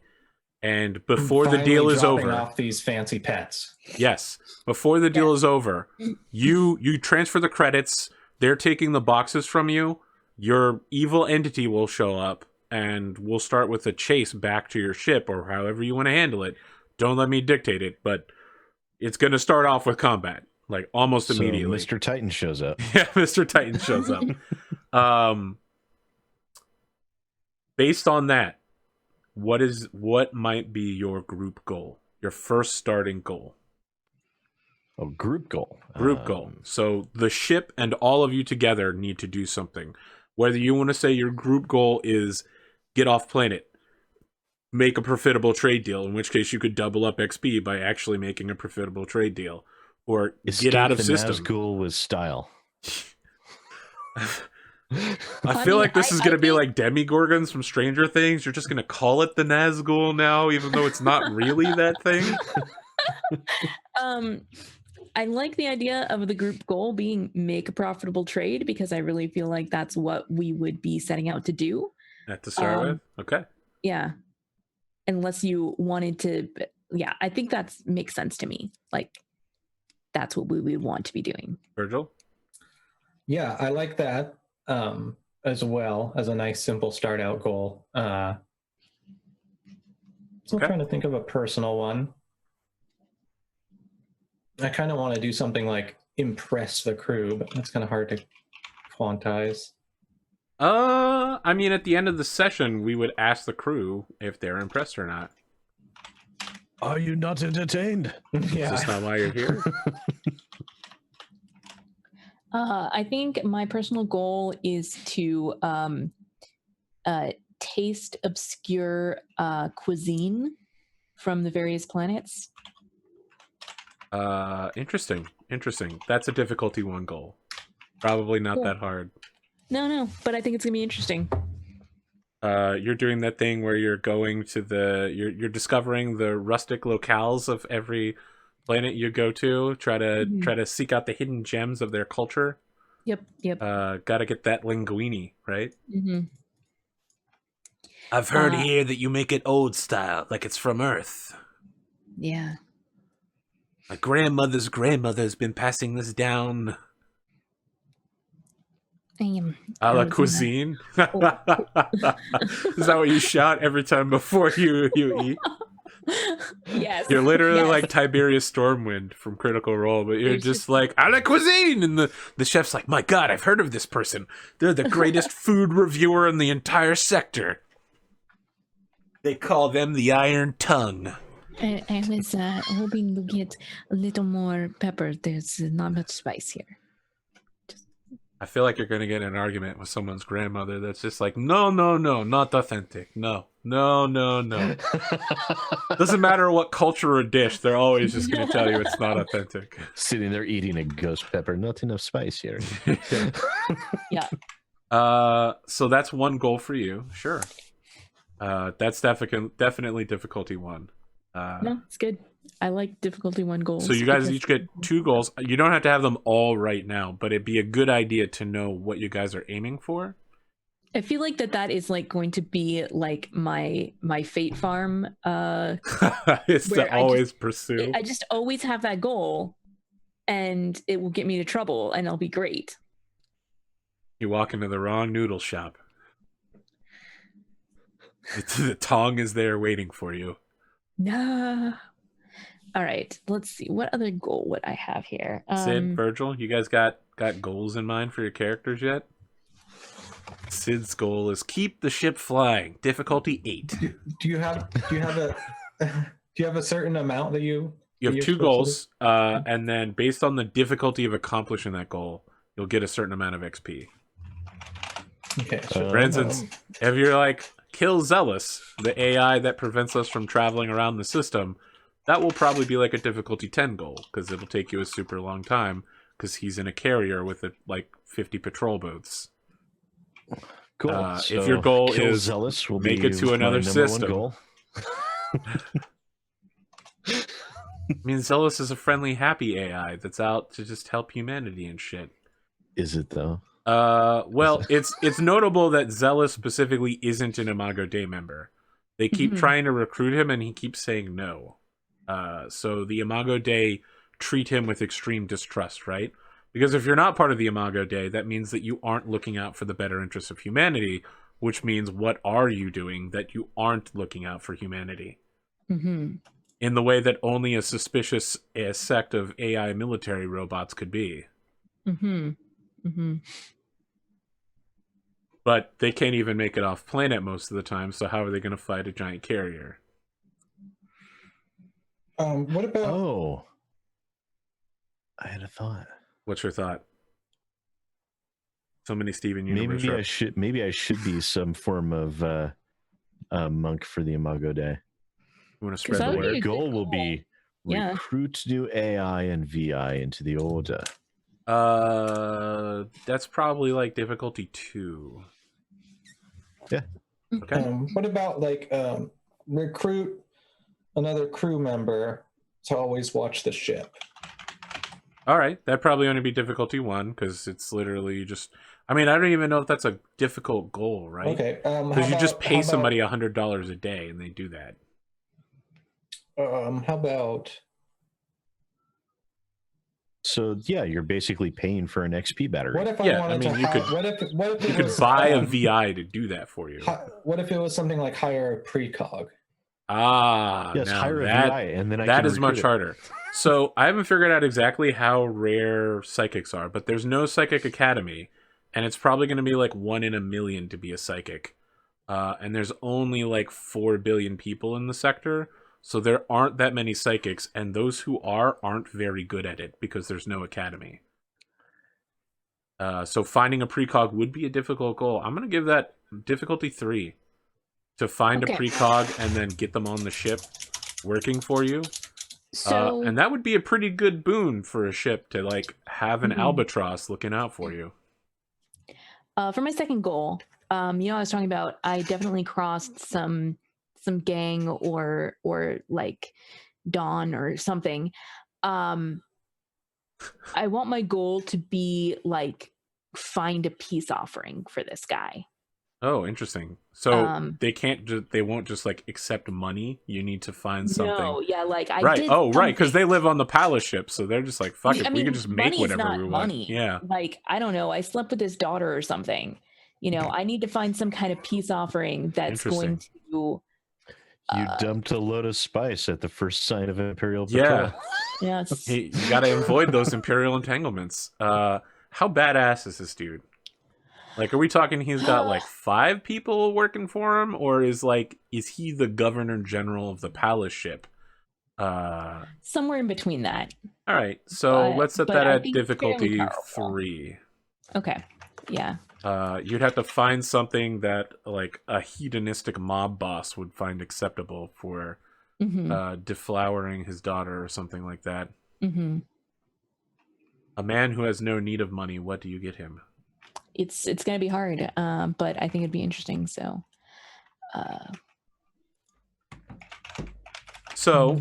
we've got some other concepts we need to talk about, right? We've set out a general layout of how we want the campaign to look, but how do we want the campaign to play?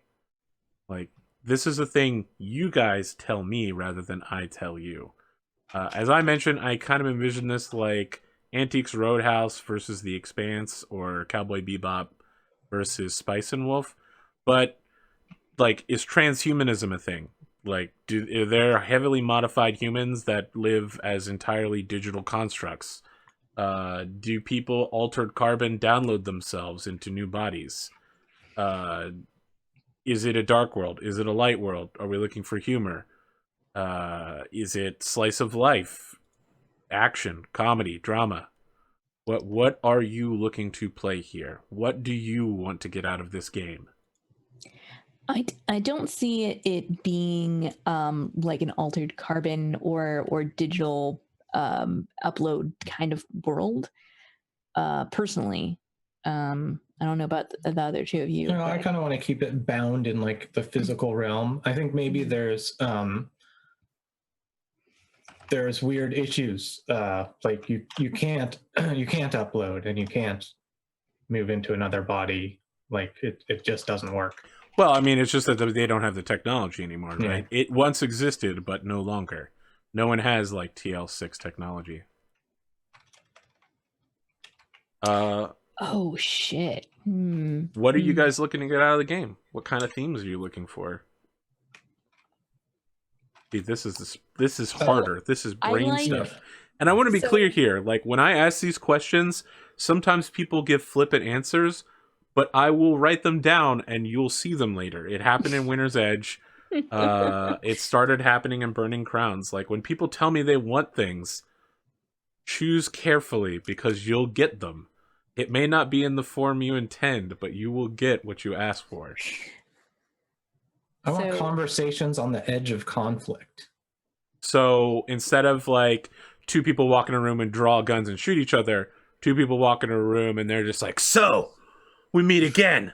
I don't know how many bullets I have in this gun, but let me check my revolver. No. 2 people walk into a room and then dramatic music sting cuts to just their eyes. Yeah, exactly. All right. So like some Kill Bill shit where you talk to your enemy during like, so are we talking about before combat starts, there's always a chance to like talk things out? Or are we talking about throwing one-liners and having discussions on the fate of humanity in the middle of a gunfight that maybe the sentences take longer than 6 seconds, but we just let it happen?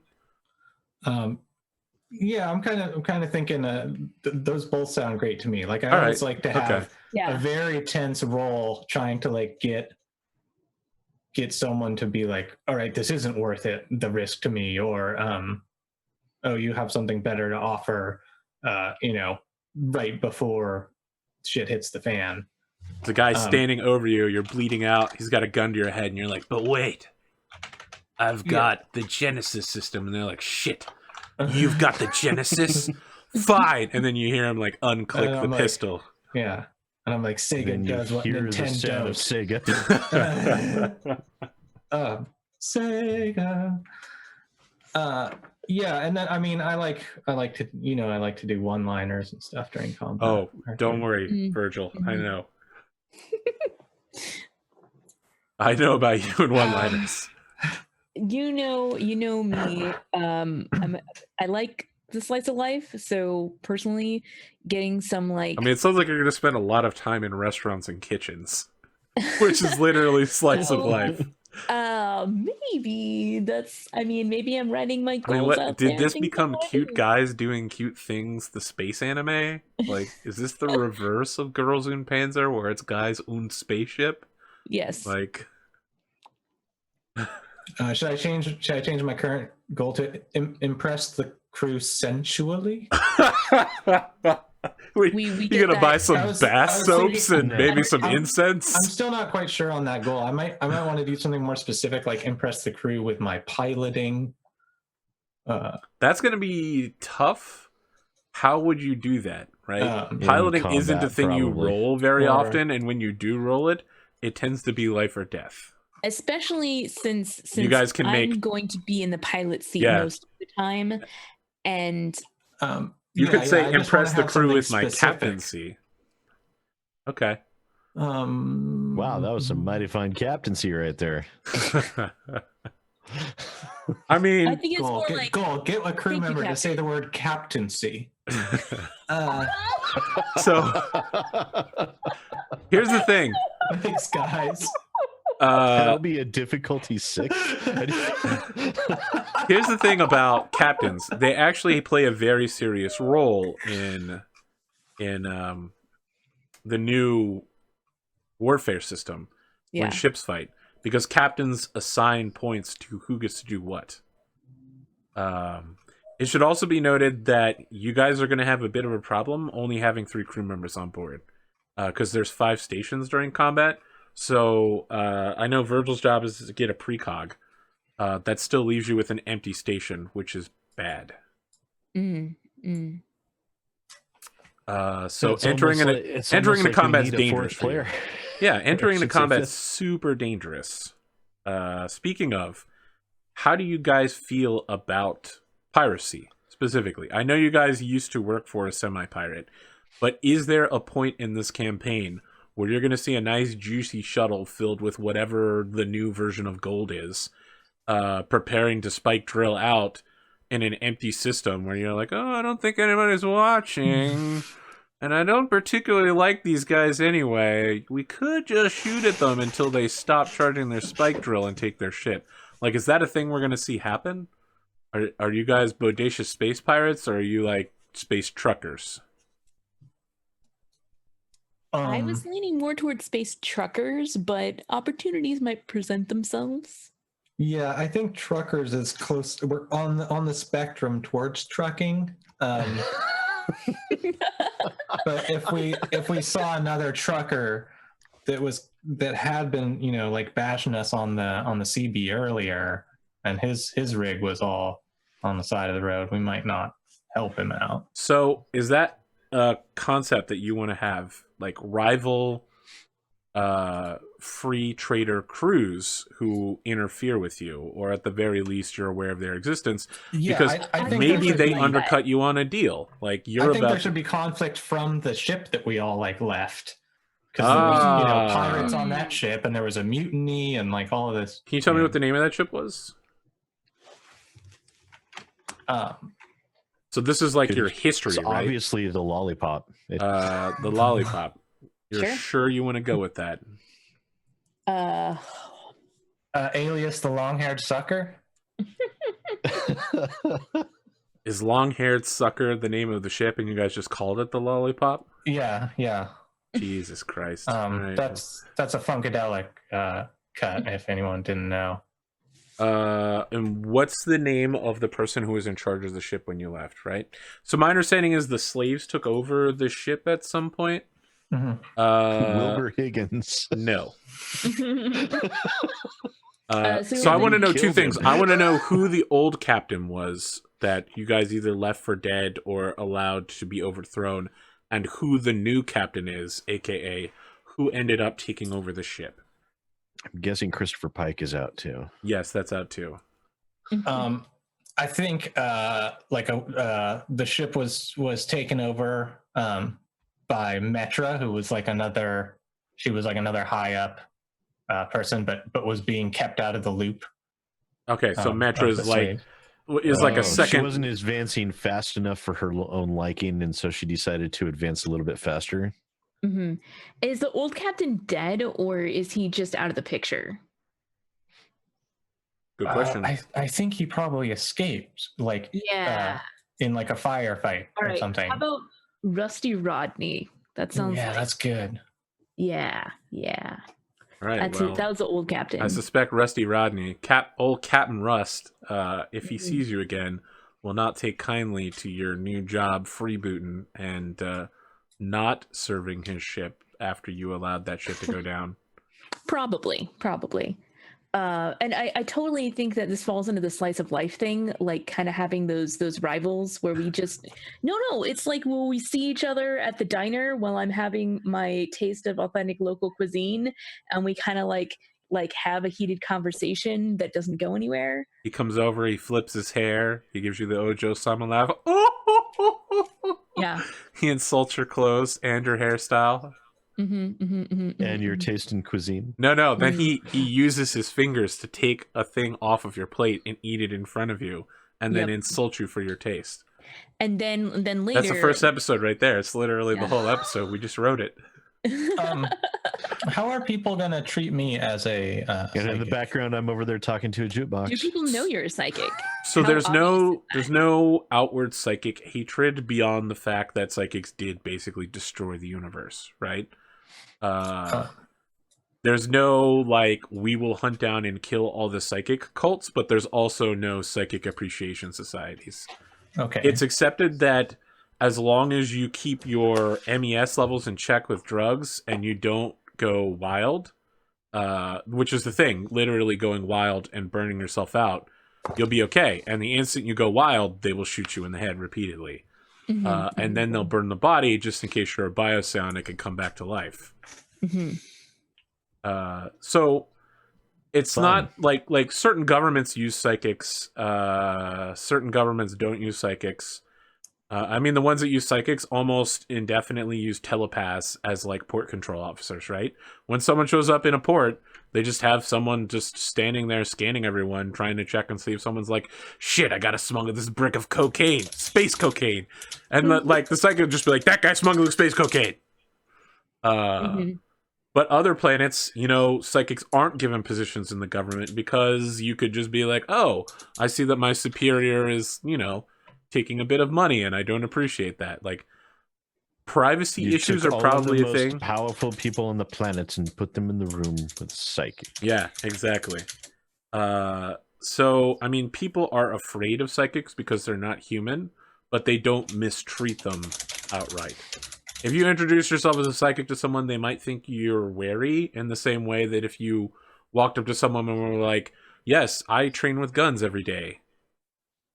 Right? Like if you're like, oh yeah, I go to the gun range every day and keep my guns clean. I have 10,000 rounds of ammunition in my basement. They'll look at you differently. They're not going to be like, you're a horrible monster, but they're probably also not going to be like, well, that was not a... That was a weird introduction. What you're talking about? Yeah, exactly, Sid.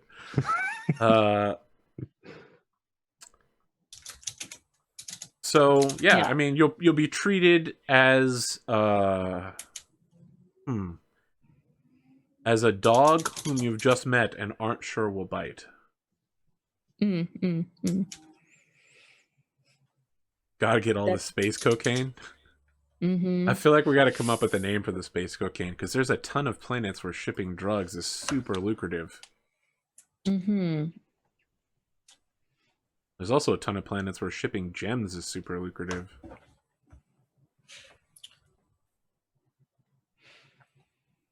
Any other themes? I haven't heard comedy I'm, yet, but I'd also not heard mean, like drama or horror or dark. I'm a fan of comedy. I think it's probably going to be some comedy, like just because of who we There's are. gotta be some ridiculousness in there. But I also like drama. Like personally, I love the comedy that comes from like taking ourselves way too seriously. So, is this a space opera? Is that what we're writing here? Is this Mass Effect or Cowboy Bebop, or are we looking at Bodacious Space Pirates? I mean, well, maybe not Bodacious Space Pirates. It's entirely average. I don't want to be entirely average. I don't want to be mediocre in every way. Also, I don't want the ending of this show to suck. Oh, I know, rough. That show sucked right at the end. Just nosedived. Like the Firefly Cowboy Bebop kind of vibe, but maybe hopefully not always on the verge of starvation like that. Speaking of, I wanted to cover your guys' costs, which are quite high. You have a pretty big incentive to make money. You have a 20-year loan to repay on the ship. It's 13,166 credits, which you'll have to leave in a credit account. So as you know, when you go to planets in Sons of Gold, sometimes they'll force you to work with their local currency to pay things. In order to pay your bill for your ship, you must pay in credits. So you're always going to want to have at least that much available. Otherwise, you're going to get repoed, which is real bad. Every 6 months, the ship requires 38,750 credits of maintenance. You don't have to pay yourselves any money for wages. You can take as much as you want out of the ship account, I guess. But you do need to pay 20 credits a day a person for oxygen and food. And then it's 100 a day for each extra crew member you hire. Of the lowest tier of competency, which is skill level 0. So you have 100,000, but if you spend it poorly, it will go quickly, and you will find yourself in massive debt, and it will be a very different campaign. Yeah. Yeah. It'll be more like Aladdin. It'll churn from ice road truckers into cops. More like Dog the Bounty Hunter. So it'd be nice if we weren't if we were able to pay our debts on a regular basis. Pick good runs and then roll really well.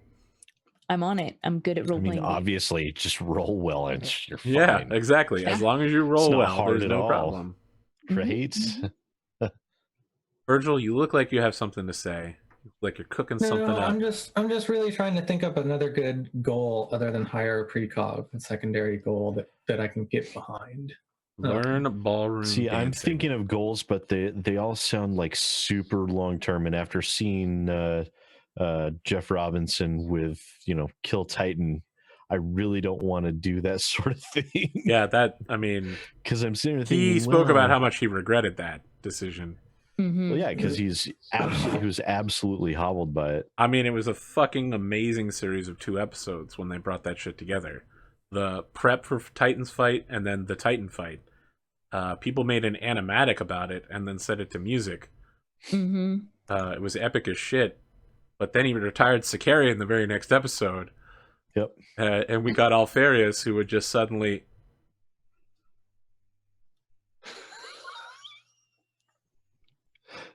I'm sorry, I love that kind of stuff, but that's just me.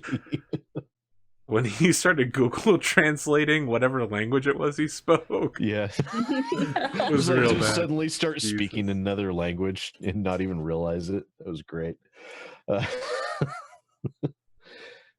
because I was thinking of like long-term goals, like maybe the beings they couldn't ever convince this AI that's going into the Enterprise or whatever that's on the carrier. Maybe they want a representative to go try and meet with you want to go instead. So your plan is to go meet with Zealous and convince him. Yeah. Wow. Go ahead and mark that down as like difficulty 7. But see, I don't want to do that as a goal because I know that would be like just difficult as shit and never happen. I mean, you could what do you do- setup goals, like learn Mhm, about mhm. Zealous, learn about the carrier, study Mandate fleet history, right? Because he has an old school Mandate fleet carrier. It's not some new thing that he designed himself. He's using a hundreds of year old ship that he's been maintaining somehow. Learn AI protocols or something, you know, some sort of malware that would allow you to negotiate with him better by disrupting his systems. There's all sorts of ways to break this down into smaller goals that will lead up to the moment where you show up, you talk to Zealous, and then he blows your ship up while you watch.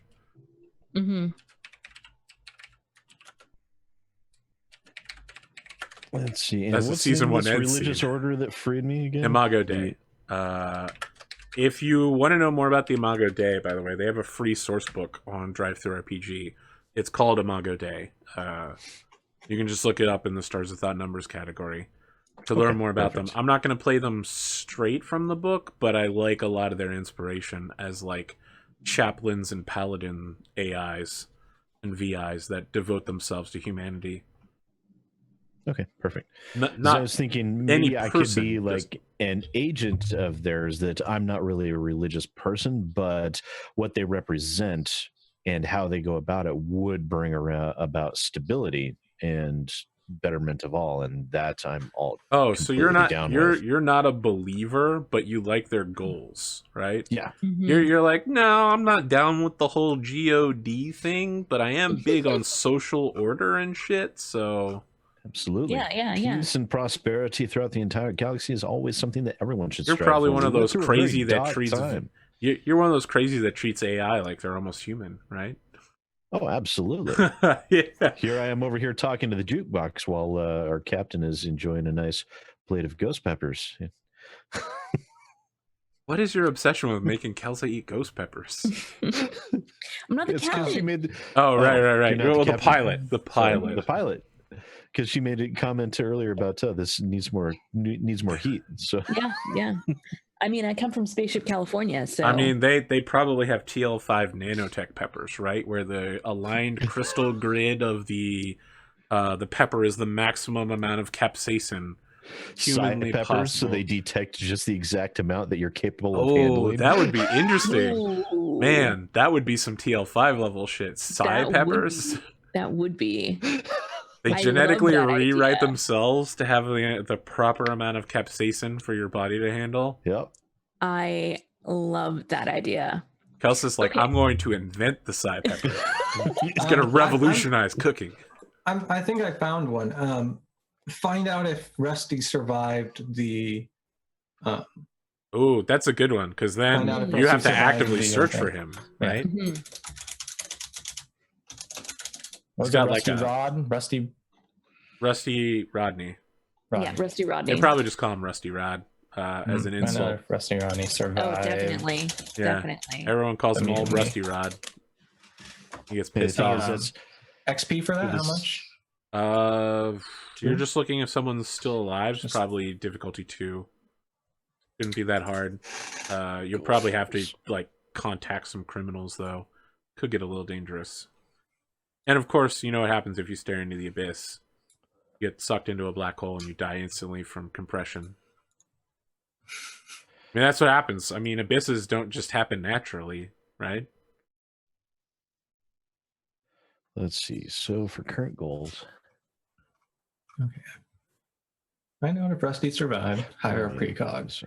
I have my telekinetic power to shoot telekinesis bullets and wear telekinesis armor. It's mind bullets, Kyle. That's telekinesis. And you said the convert AI or VI to Imago Dei. That's a 3 XP goal. Yep. So we get, because I have the lead skill, we get 2 extra command points at the start of each turn. Great. I'm from was it Rika Bay? Is that how it was pronounced? Yeah, Rika Bay. Yep. Rika Bay. I'm looking pretty good. I have 300 credits to spend on like probably a nice pair of shoes and 1 robe. Mhm. lot of. I mean, I'm. What's our like? What are we wearing when we're hanging around this ship? I mean, that might be the time to start talking about equipment buying. unitards. But yeah, Unitards, right? do you people like wear a spacesuit at all times just in case the ship explodes, or do you wear like normal clothes because you trust in the ship to not break down? Normal clothes. Okay. I think at the start I mean, we I trusted the ship. maintain this ship. It's not going to break down. Are you kidding? Yeah, Cut there to you the go. end of episode 1. Fucking fireball in space. Sitting there in an escape pod, staring out. Yep. Well, that didn't go well. That did not go well at all. Okay. Gosh, you'd be floating in space listening to the Mass Effect 3 soundtrack song Leaving gosh, Earth, which is that bum, bum, bum, bum. Just floating there watching your ship, just chain explosion, and just when you think it's done, something else starts exploding. I mean, I kind of think it's a little bit like I have my jacket is kind of like navy, almost like a navy jacket, but then it's also very like fashion forward and futuristic. Like on one side, the collar's like this, but then it just keeps going up. Yes, swoosh. I mean, yeah, that's very buckles and stuff. Yeah, that's very Beatran. You know, they're former Mandate naval fleet officers, but they're also now like futurists. So, yeah, that's 100%. I can see that. I also assume you have a mohawk of some kind. Just Yeah, based and on like that. I think You look like you could have been on the Thor Armageddon cast or whatever. like Ragnarok.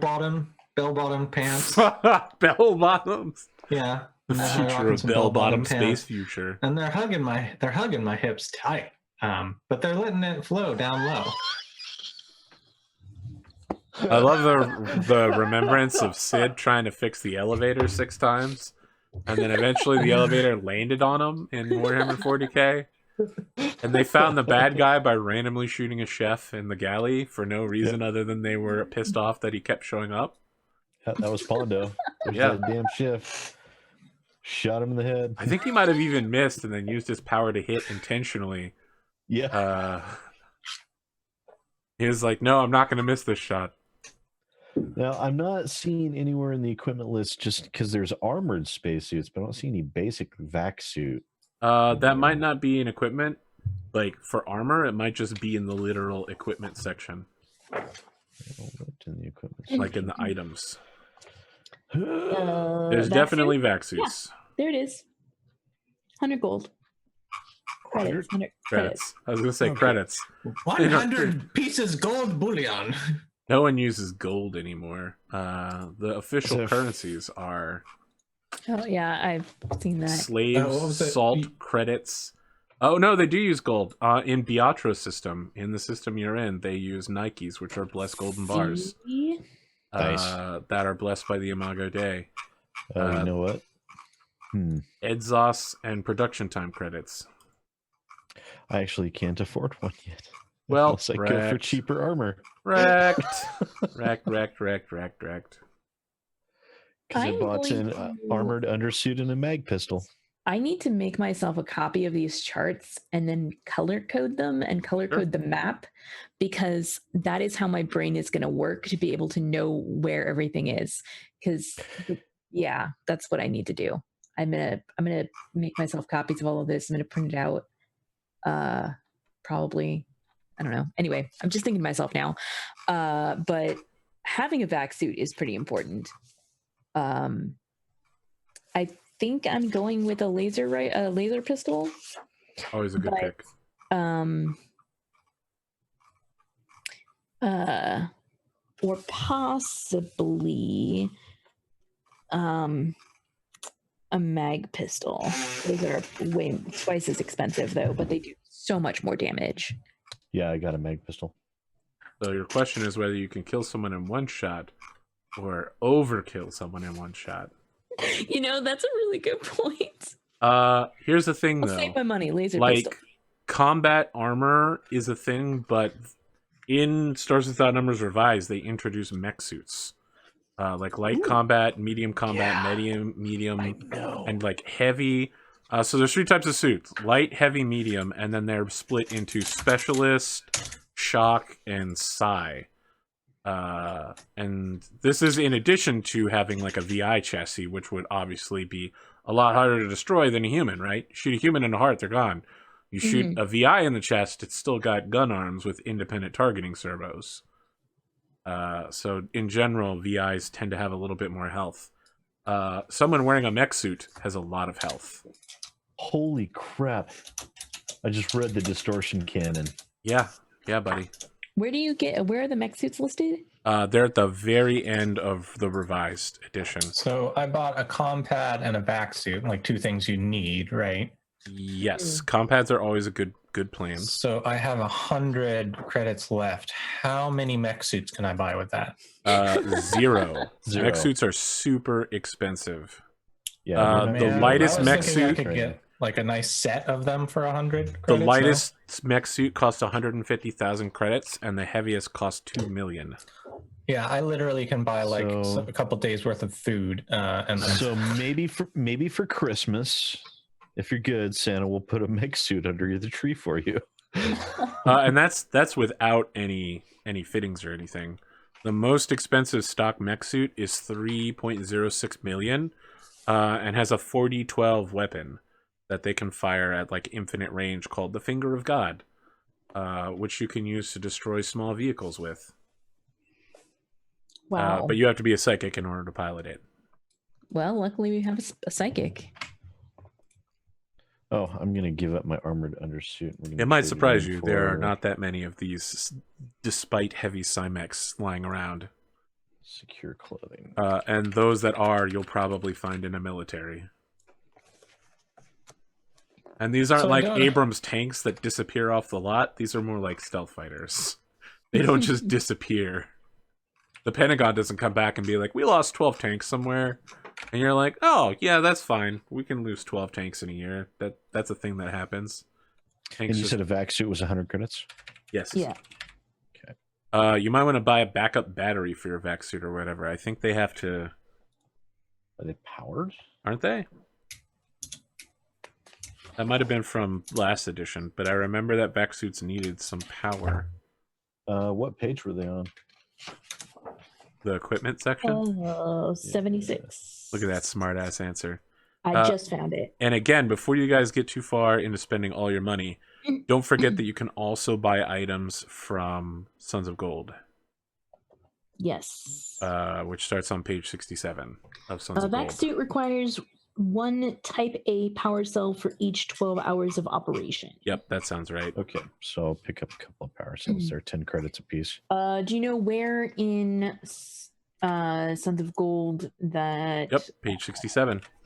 You can do stuff like buy hibernation drugs, which is... If you remember the episode of Swan Song where Higgins had to put the entire crew to sleep but fucked up and they all woke up in a hospital... hibernation drugs are the thing that lets you do that without killing your entire crew. You can buy pocket nuclear weapons or a prefabricated base. I'm assuming my vac suit comes with a battery, and then 10 will buy me an extra one. No, you'll have to buy a battery. Okay. You're like, I Battery's barely not have enough included. money. Battery not included.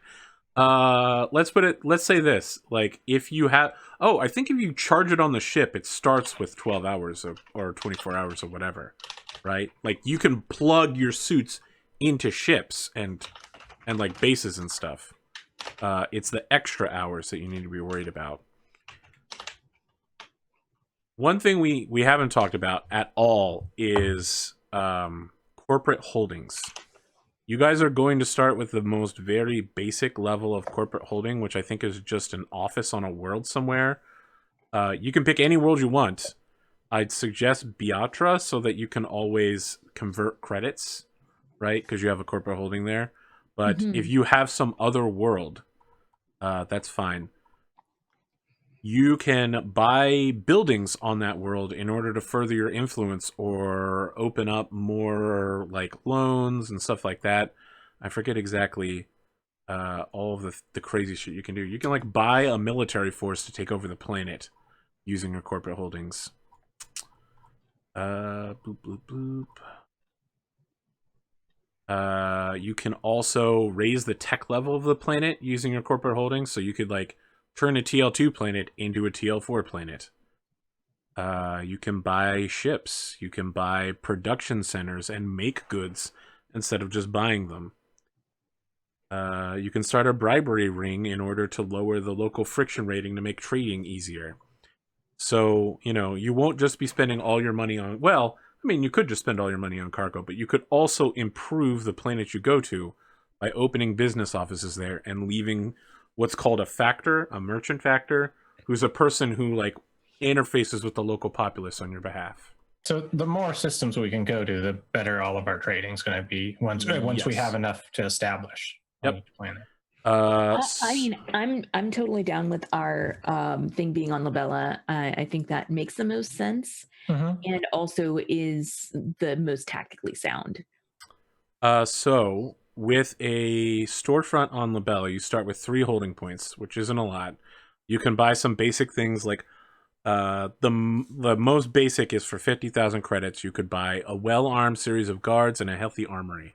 So anytime you're on Labella, if you purchase this in the future, you could be like, oh, we're being chased.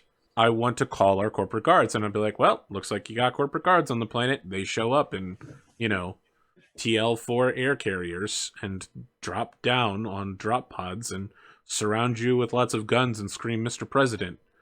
Because that's the thing that, Mr. President! Mr. President, Mr. President. I have to tell you, I really like Mr. President gameplay modes in paintball, because there's always that one guy that's like, Mr. President! The best. So your only holdings right now are one stockhouse, 0, 1 holding. One stockhouse on our on Labella. Yep. On Labella. So we can store stuff and whatever. Yeah, so this is like when someone wants to contact you, they call your corporate office on Labella, and your officer there will pass the message along to you, right? Like when you show up in the Beatrice system, you'll get a message dump from your headquarters and be like, "Oh, someone asked for you," right? Your factor will deal with stuff. So like let's say the Captain Rusty Rod, you know, is looking for you. He'll probably try to hit your warehouse up. A politician wants to mess with you. They're probably going to start by going after your holdings, because when you're on a spaceship in another system, it's a lot harder. They'll probably be the center point of some play. 3 holding points. What's the name of your storefront? What do you sell out of this place? Simple storefront outfit. You know, Cy Peppers. The name of your holding corporation is Cy Peppers, just to be clear. I mean, it'd be super cool if that's what they could sell. I love the idea of Cy Peppers. They don't exist yet. You'll have to invent them. Ah, dang it. Okay, well, I mean, how about we call it yeah, Cy Peppers, always a spicy deal. No, like let's see here. The Transgalactic Union Shipworkers Dock number 47. You want something catchy that you can make a dumb acronym out of. Pistachio Heart. No? Sounds like a terrible offshore holding company name. Right? Which is basically what these are, by the way. Yeah. If you're looking for good holding company names, just go look up the Panama Papers. Sell pirated Betamax tapes. Somehow I'm thinking in the year 3200 Betamax doesn't exist anymore. I'm fairly certain maybe they're wonderfully retro and all the rage. No. That's something that will never happen to Betamax. Because, I mean, vinyl's coming back. Forget about it. I mean, vinyl never left. Vinyl's always been for people that want to put gold records up on their walls. Okay. Yeah, Betamax but like 4K? Vinyls, they're actually selling record players again and all that stuff. I want the word logistics to be in there, possibly. Really? You want to call yourself the Strategic Homeland Initiative and Enforcement Logistics Division? Yes.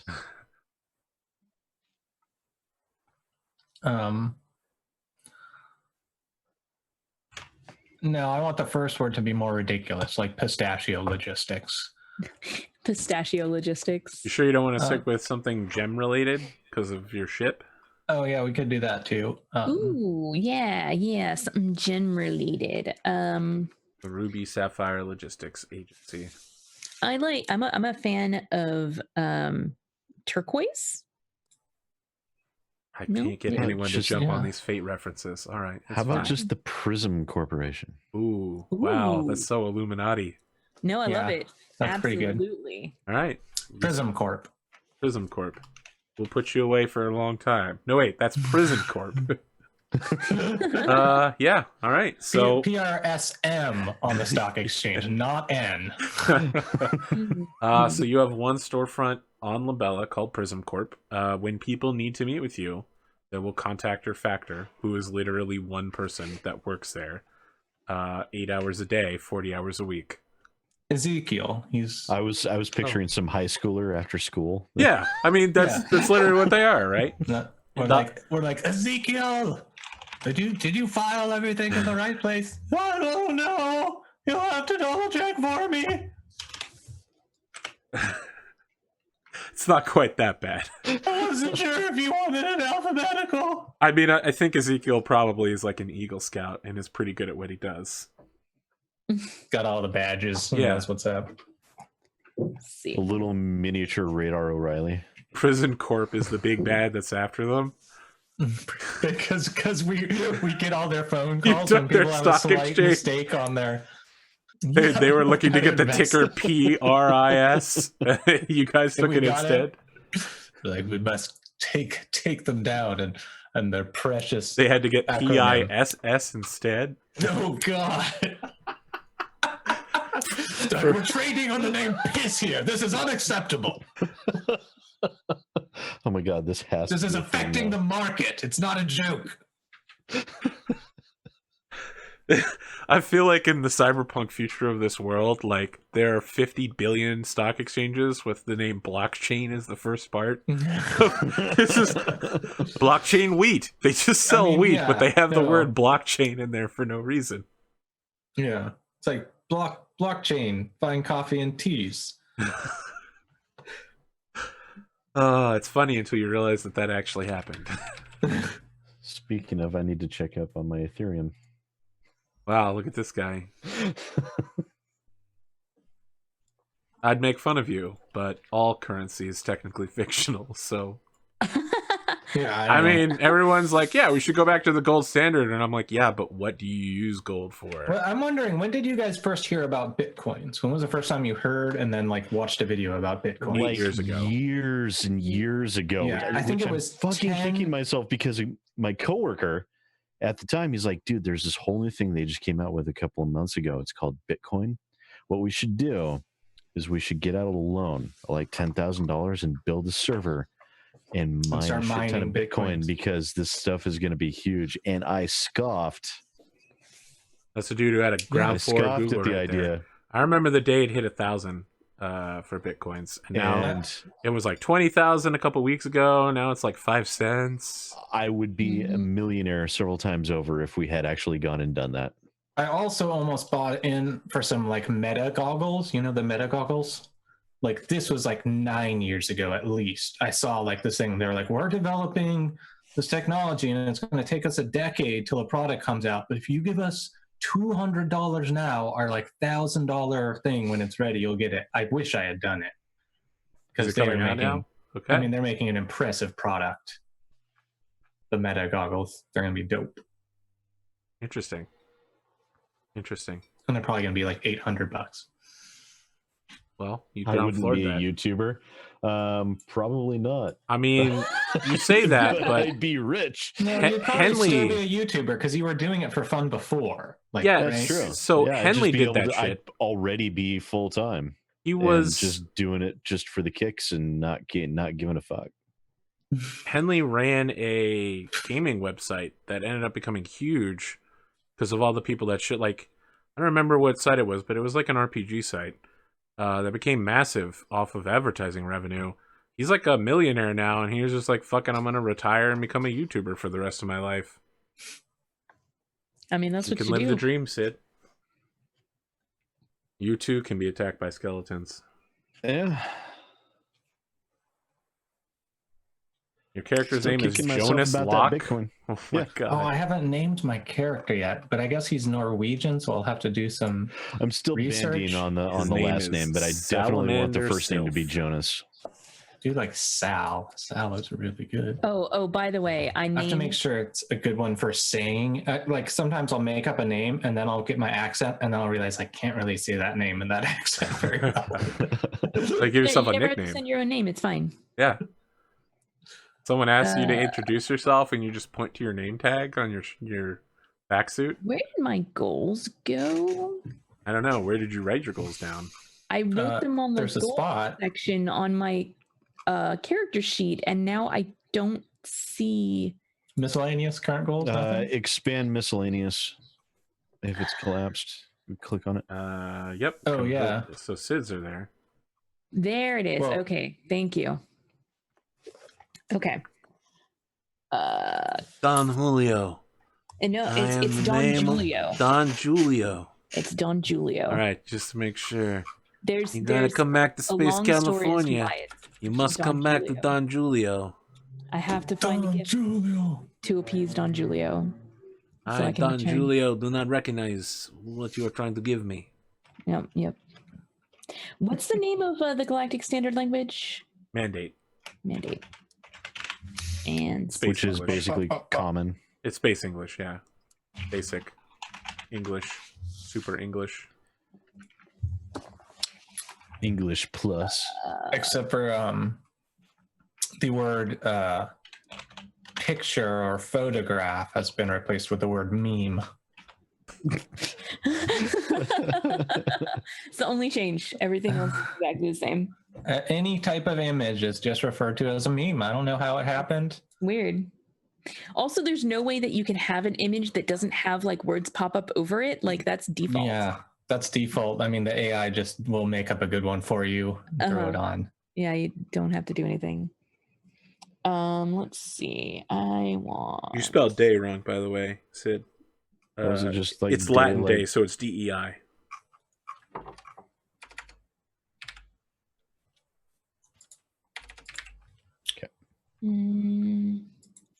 All right, that would be nearly impossible to pick up from verbal.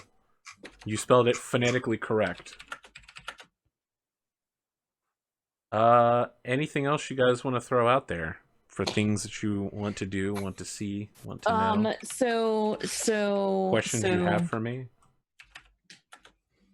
I definitely feel like I have find a gift for Don Julio so I can return to Space California as my current goal, but like my end goal beyond that is to be able to get his daughter off the planet ship and with me. Interesting. Because Okay. this was a love match, and her father has come between us. We'll talk more about that when you can get close to Don Julio without getting shot much. Yeah. I mean, he might just shoot you in the kneecap just for your, perfidy, but then he'll be like, now that I've shot you in the kneecap, now we can talk. I accept this gift of limited edition space chocolate. Shattered kneecaps. Yeah, I'm like, is there anything I can do? He's like, you can die. Does anyone have any questions about the trading system and the way trade tables work? No, I think. Well, I think me and I know Kelsey Sid didn't do got this. to go last- through that or, I'm pretty sorry, well. that Virgil didn't do this before. Yeah, I think that I will largely let these guys handle the maths, as it's not like my. All right. I highly suggest specialty. you guys figure out what you want to trade and where ahead of time. Because that's not a thing we want to do on the show. Be like, oh, where should we go? Like, you probably want to know at the beginning of the first episode where, like, you might not be able to buy the exact thing you're looking for, right? When you go to roll to buy something, you get two options from dice rolls, but then you can try to buy something on the list or even something that's not available for a slight extra cost. However, because of the tags on each world, there are places where it's good to buy certain things and it's good to sell certain things, right? If something has a negative, it's easy to buy and hard to sell. And if something has a positive, it's hard to buy and it's easy to sell. All right. So Well, maybe we I know you that, want to like, set out circuitous routes. There's at least two that where you can. Well, one of them's a 3-planet route where you have to go through 3 different systems and make buys. But they exist, and those are only the ones that I found out about. I'm sure if chat sat down and some mathematician wizard was just like, Arthur, you could go to these 8 systems in this order with these exact rolls and make 10 billion credits, and I'm like, my God. You're right. That's why the compound interest there would be amazing. That's why I need to get my color-coded system out so that I can. You should be able to make a copy of this. Yeah, I can. I need to. I'm going to make a copy of it and flash it out, make it all sexy. Yeah. I need to change it so it works for my brain instead of works for Arthur's brain. Yeah, you do whatever. I mean, I just did it whatever's from the book. So no, yeah, it's good. Make a modification that improves the ship's performance, huh? Mm-hmm. So to be clear, there are mods now in this system that you can do, and I think your trade thing lets you make twice as many mods to a spaceship. Yeah. Okay, so your goal is to buy and then install a ship mod then. Yeah, we're gonna change the 3 on the tree to the 4 on the floor. It's gonna be sick. Yep. And it's gonna have some fuzzy dice up there. It's gonna be sweet. Difficulty of fuzzy dice is 0. What starship mods are there before? Okay, so installing mods requires 5,000 credits per mod. 5,000 per day per mod. Ooh. Mod installation doesn't require full shipyard, but it does require a full crew of the ship assisting in the engineer stripping. A lone engineer can't make mods to anything. Okay, so you can definitely make mods to a freighter class ship for no problem. Every engineer has a maintenance score based on page 90. So you're going to need to read all of this, Sid.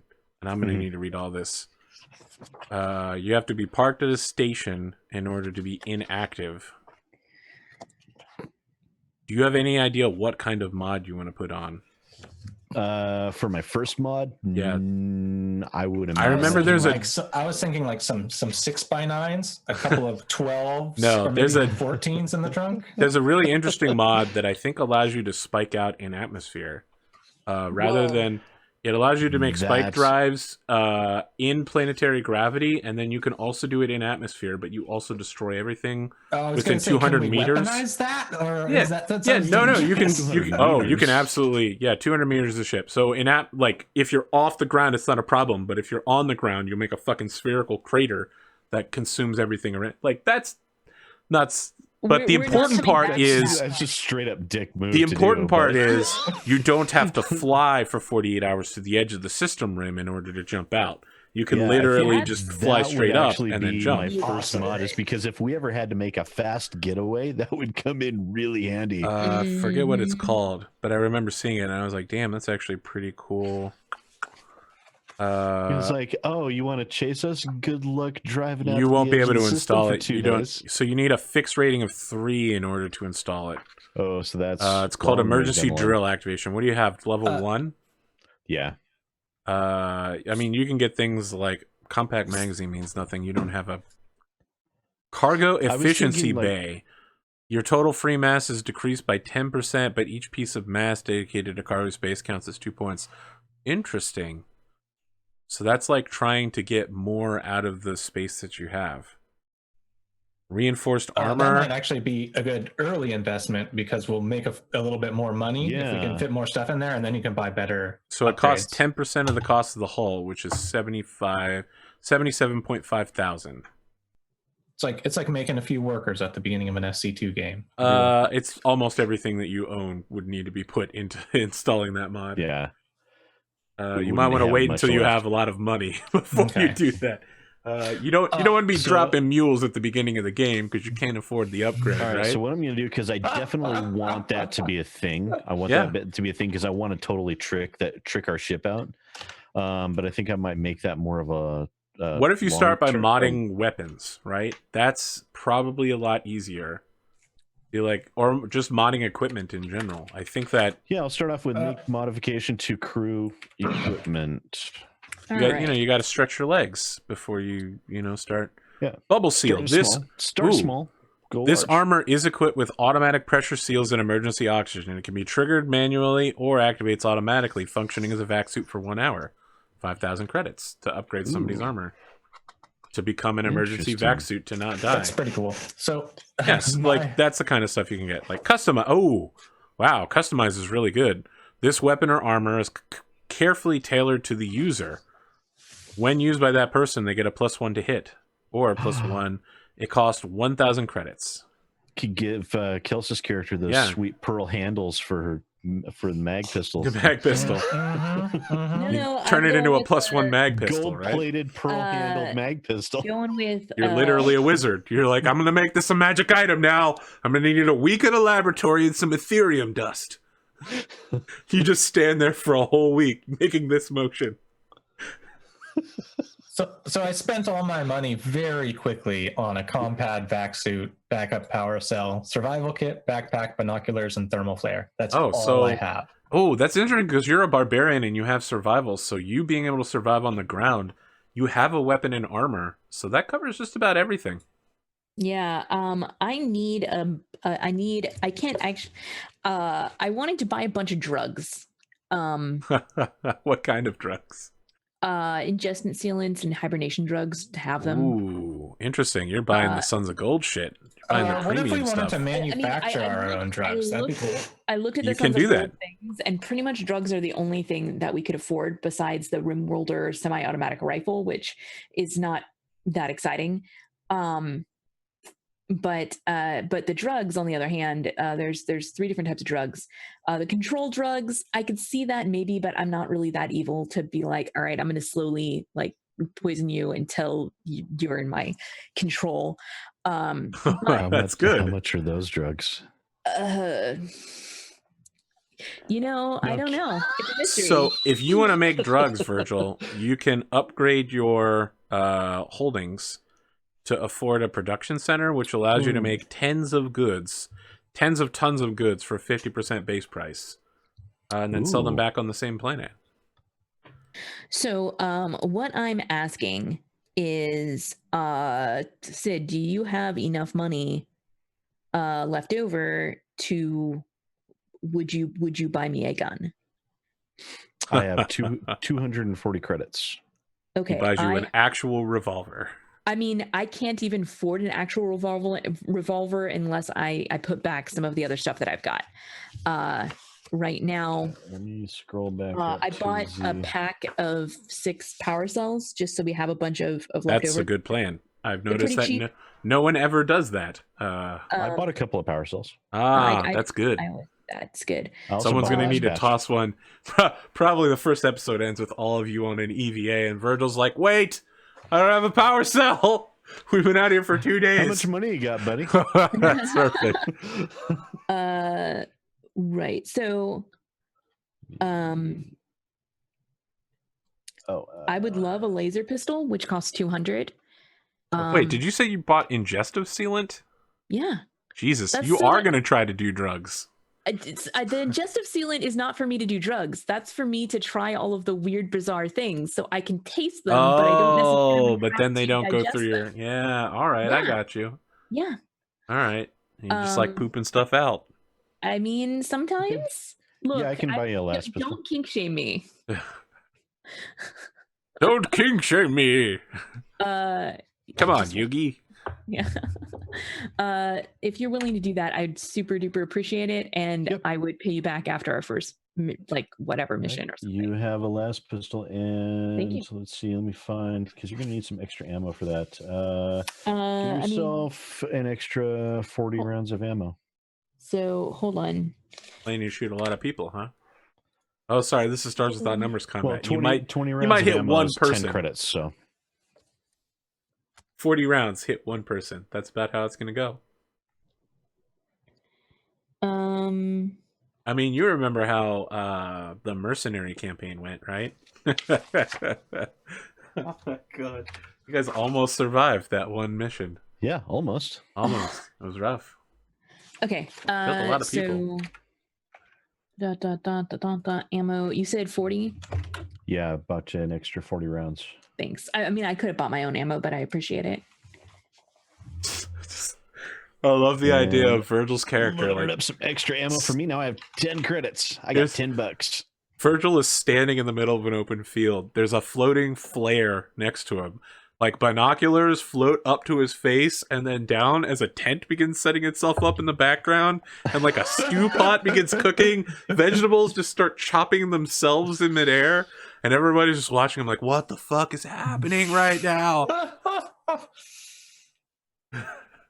He's the guy you bring with you when you go camping.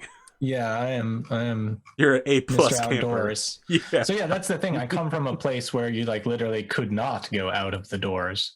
So freaking anywhere to me where you can like breathe the atmosphere, I'm like, dude, luxury. Yeah, you're Ariel from The Little Mermaid. You're like, up where they walk, up where they talk. I'm like, well, you can just like touch the water on this planet. And it doesn't dissolve your hand? Amazing. We're from an ice ball. We haven't seen any water that wasn't defrozen. Mm-hmm.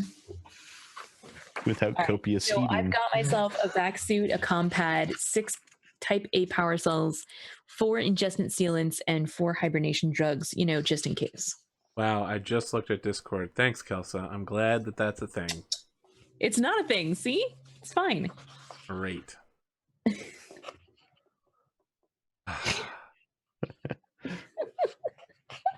So your plan was to make this show Mass Effect. Look, I told you that's not what's happening. So it just you say that, but now I don't believe we're at least sidelining it, Arthur. We're sidelining that. You're like, well, I'm not gonna fuck an alien until halfway through the season. So does that mean that Zealous is sovereign? Zealous is kind of like Big Brother.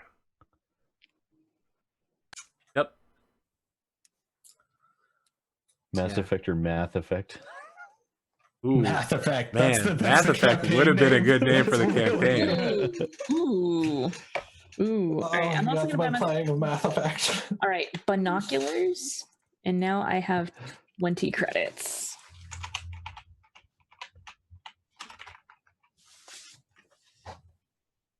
Brilliant. I don't know why you guys think you're going to be using these binoculars all the time. It's literally one of the very few things below $100 that I could spend money on. It's just going to be literally not buying anything else. You guys are going to end up on the TL2 planet and someone's going to be like, I am a warlord. The only thing I desire from you is binoculars. With this technology. I have 4 eyes, so I'll need 2 pair. With this technology, I will be able to conquer the entire world. And you're like, we happen to have... Or at least several hundred yards of it. With this magic of farsight. Yeah, farsight magic. Skymen, sell me your binoculars. Look, it just seemed like a good idea. I will give you much gold. You know what? If you already have binoculars, I'll save my money. I'll just have 40 credits and I'll be rich. Why do you need binoculars? I don't, but they seem like they're good to have. Well, I mean, you can also like use rope. It just makes me think of rope and Boondock Saints. You can buy some rope. They have rope for sale in this. What are you gonna do with rope? Right? Tie something up. I don't know. Literally, you should see how good I am, Sid, at using items. Like my GM in one of my D&D games has started like thinking of the most obscure items he could give me, and I always end up using them in a scene. It's like the new challenge. Yeah, I'm like, how can I actually use this spork to improve my lot in life? Just like BB-8, you just throw it at electronics and somehow they'll work. That's how it works. That's exactly how it works. As an electrical engineer, that is a terrible plan. No. You forgot the crucial part about like space magic. Space magic. Right? Just for those at home, we've said space magic a couple times, but we're not playing with the space magic rules from Revised. That was not the right button. Because I don't want to play Jedi. I want to No, play that's good. psychics. Yeah, the other thing is I think that my psychic ability so far, like I said, is a lot more like Green Lantern-y Mhm. type stuff. Not so much like a Jedi or a sorcerer throwing fireballs. Not like Palpatoons. Not Mhm. Palpatooning too hard. He was a good man. If we're going to keep going for a little while longer, I would love a little break. Do we have anything else we need to discuss? I kind of the- felt like we were coming to an end, but Yeah. someone might have something to throw at me here. Sid's like, Um, well, I want to talk about the ecology of the worlds. Each of no, them. I actually don't give a. Starting with the fungi. I don't care about the ecology of the worlds. I'm more interested in the AI. Mm. Is that a serious question, or I don't do you think want to know so. more about AI? Well, then No, I'm going out into the world to learn about them. Yeah. that's a good call. And to find them and to speak with them and to turn them to my cause. My character, who still is not named, would be also very interested because I think on my little scum planet that's just like one port, there's probably like some really crappy VI. No, there are like all manual labor that's done outside is maintained by VIs on Rika Bay. Right, but no good AI. No good AIs, right. I'd probably be very like, ooh, I want to see some AI. You want to bring an AI home to help manage things? Maybe. Yeah, a port maybe. control officer. Well, they don't grow on trees anymore. Mhm. That's us. Welcome to the Gilgalad Fringe sector.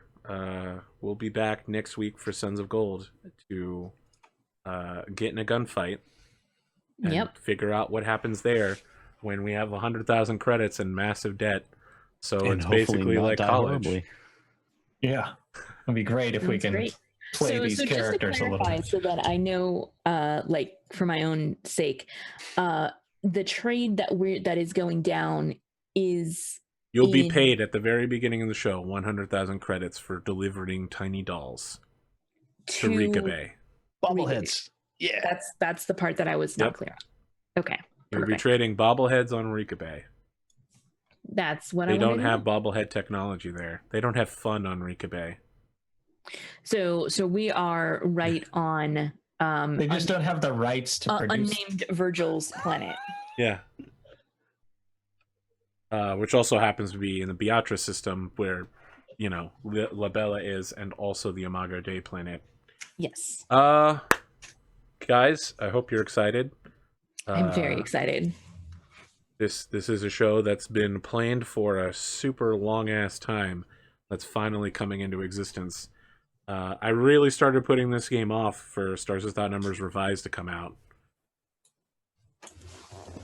And that's it. Now that Revised is out, we'll have to slog our way through how to play with all the new additions. Everyone's like, now there's like shoot, stab, punch, but there's also you can throw stuff with another skill. You could yeah, it's we're gonna have to work our way through it. The good news is that we probably won't explode on the first jump. So, I like that change. Yeah, that's a good change. Seriously, that's a very good change. Yeah, I mean, you cannot explode on most jumps actually. Mm-hmm. So let's do some outros. I'm Arthur Perkins. This is AP Gaming Real. I am neither a magical girl nor a cat girl, but a simple storyteller. You can find me here most nights, and also on YouTube at youtube.com/APGamingREAL, where I have almost 3,000 videos involving lots and lots of these people who are next to me. And also I'm in every single one of them. Sid? That would be weird if you weren't. I mean, yeah. I mean, some people do that, but true. Yeah. Oh, that's me. I'm next. I should probably go. Yes. The talking things. Yes. Ladies and gentlemen, I am Sid Alpha. Thank you guys for coming to watch and check out this character creation. It should be interesting. I basically get to play, I don't know, a young, dumber shepherd book, I think, is basically. Nice. So it should be interesting. Someone, character who doesn't really know a lot about the universe, but is trying to go out and help save it, bring civilization to the heathens and the like. So it should be most interesting. Yes. I like how you when I'm- slowly talked yourself into being a missionary. I know. Eventually, you were like, "No, I'm not a railed missionary." against it. But I'm like, yeah, I am, but I am not. I am, but I'm not, kind of thing. Yeah, more of an agent than a mercenary, I guess. But so we'll see how that goes. It could be interesting. Yeah, looking forward to next week to get started with everything. And I'm also here on Thursday for BattleTech, which is always a good time. Lots of character development happened in the last episode, and we did not die, which is always a great goodness. And in addition to that, I do videos all the time on my YouTube channel, youtube.com/SidAlpha. You can go check those out. A lot of industry commentary and everything like that. I actually have to go record as soon as we're finished up here. So. Virgil. Yo, my Twitter is @VirgilLevinger. That's right below my beautiful visage. And if you want to hear my tunes, go to soundcloud.com/Zircon5 and check some of those out. There's some good stuff up there. And I have some cool collabos that might be going up within the next couple weeks as well. So keep an eye on there. And thanks, Arthur, for having me on another show. No problem. Kelsa. Hello, I'm Kelsa. You can find me on Twitter @Kelsa, Twitch and YouTube. My handle's Kelsa Delphi. I play role-playing games on the internet like this one. And yes, thank you, Arthur, for when you talked about this game and I said, I want to be on the show. And then I said, I'm going to be on the show, right? And then you finally said, okay, you can be on the show. That's not exactly how it went down, but pretty close. I sort of just like assumed I was going to be on the show. No, that was pretty much how it went down, like literally, not like a joke. That's yeah, no, that's pretty much it. Anyway, I'm really excited for this. Like the mini game of finding a good route and making money. I'm really looking forward to, as well as some slice of life comedy, space piracy, shooting, everything we discussed earlier. Pretty looking forward to that. You can find me here, obviously, on Saturday nights now. Sundays on my own channel, we are doing Band of Blades, which is a hack of Blades in the Dark in a dark fantasy military drama, where we are slowly slogging our way across in undead infested landscape, trying to make it back to safety before winter hits. It's really awesome. And that's at 1 p.m. Pacific on Sundays on my channel. Then also on Thursdays on my channel is Harvest Valley, which is a Burning Wheel game. It's pretty cool. And I also stream Mondays during the day. Right now, I've been streaming Slime Rancher, which is a really cute, adorable sci-fi game about ranching slimes. Which is all about going around and finding the best routes and making a lot of money. Wait, what? Is it really? No. Okay. It's about breeding little blobs. I thought that was what it was about. Yeah. It's about sucking up their poop and turning it into magical space technology. Sorry, plorts. So poop. Basically poop.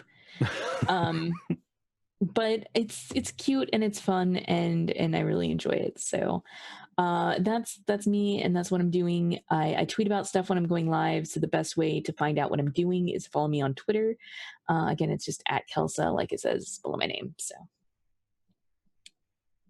All right, that's us. We're done for the night. We'll be back next week, which will be soon. If it's on YouTube, it'll be much sooner for you because, it'll be the next episode in the playlist. Have a good night.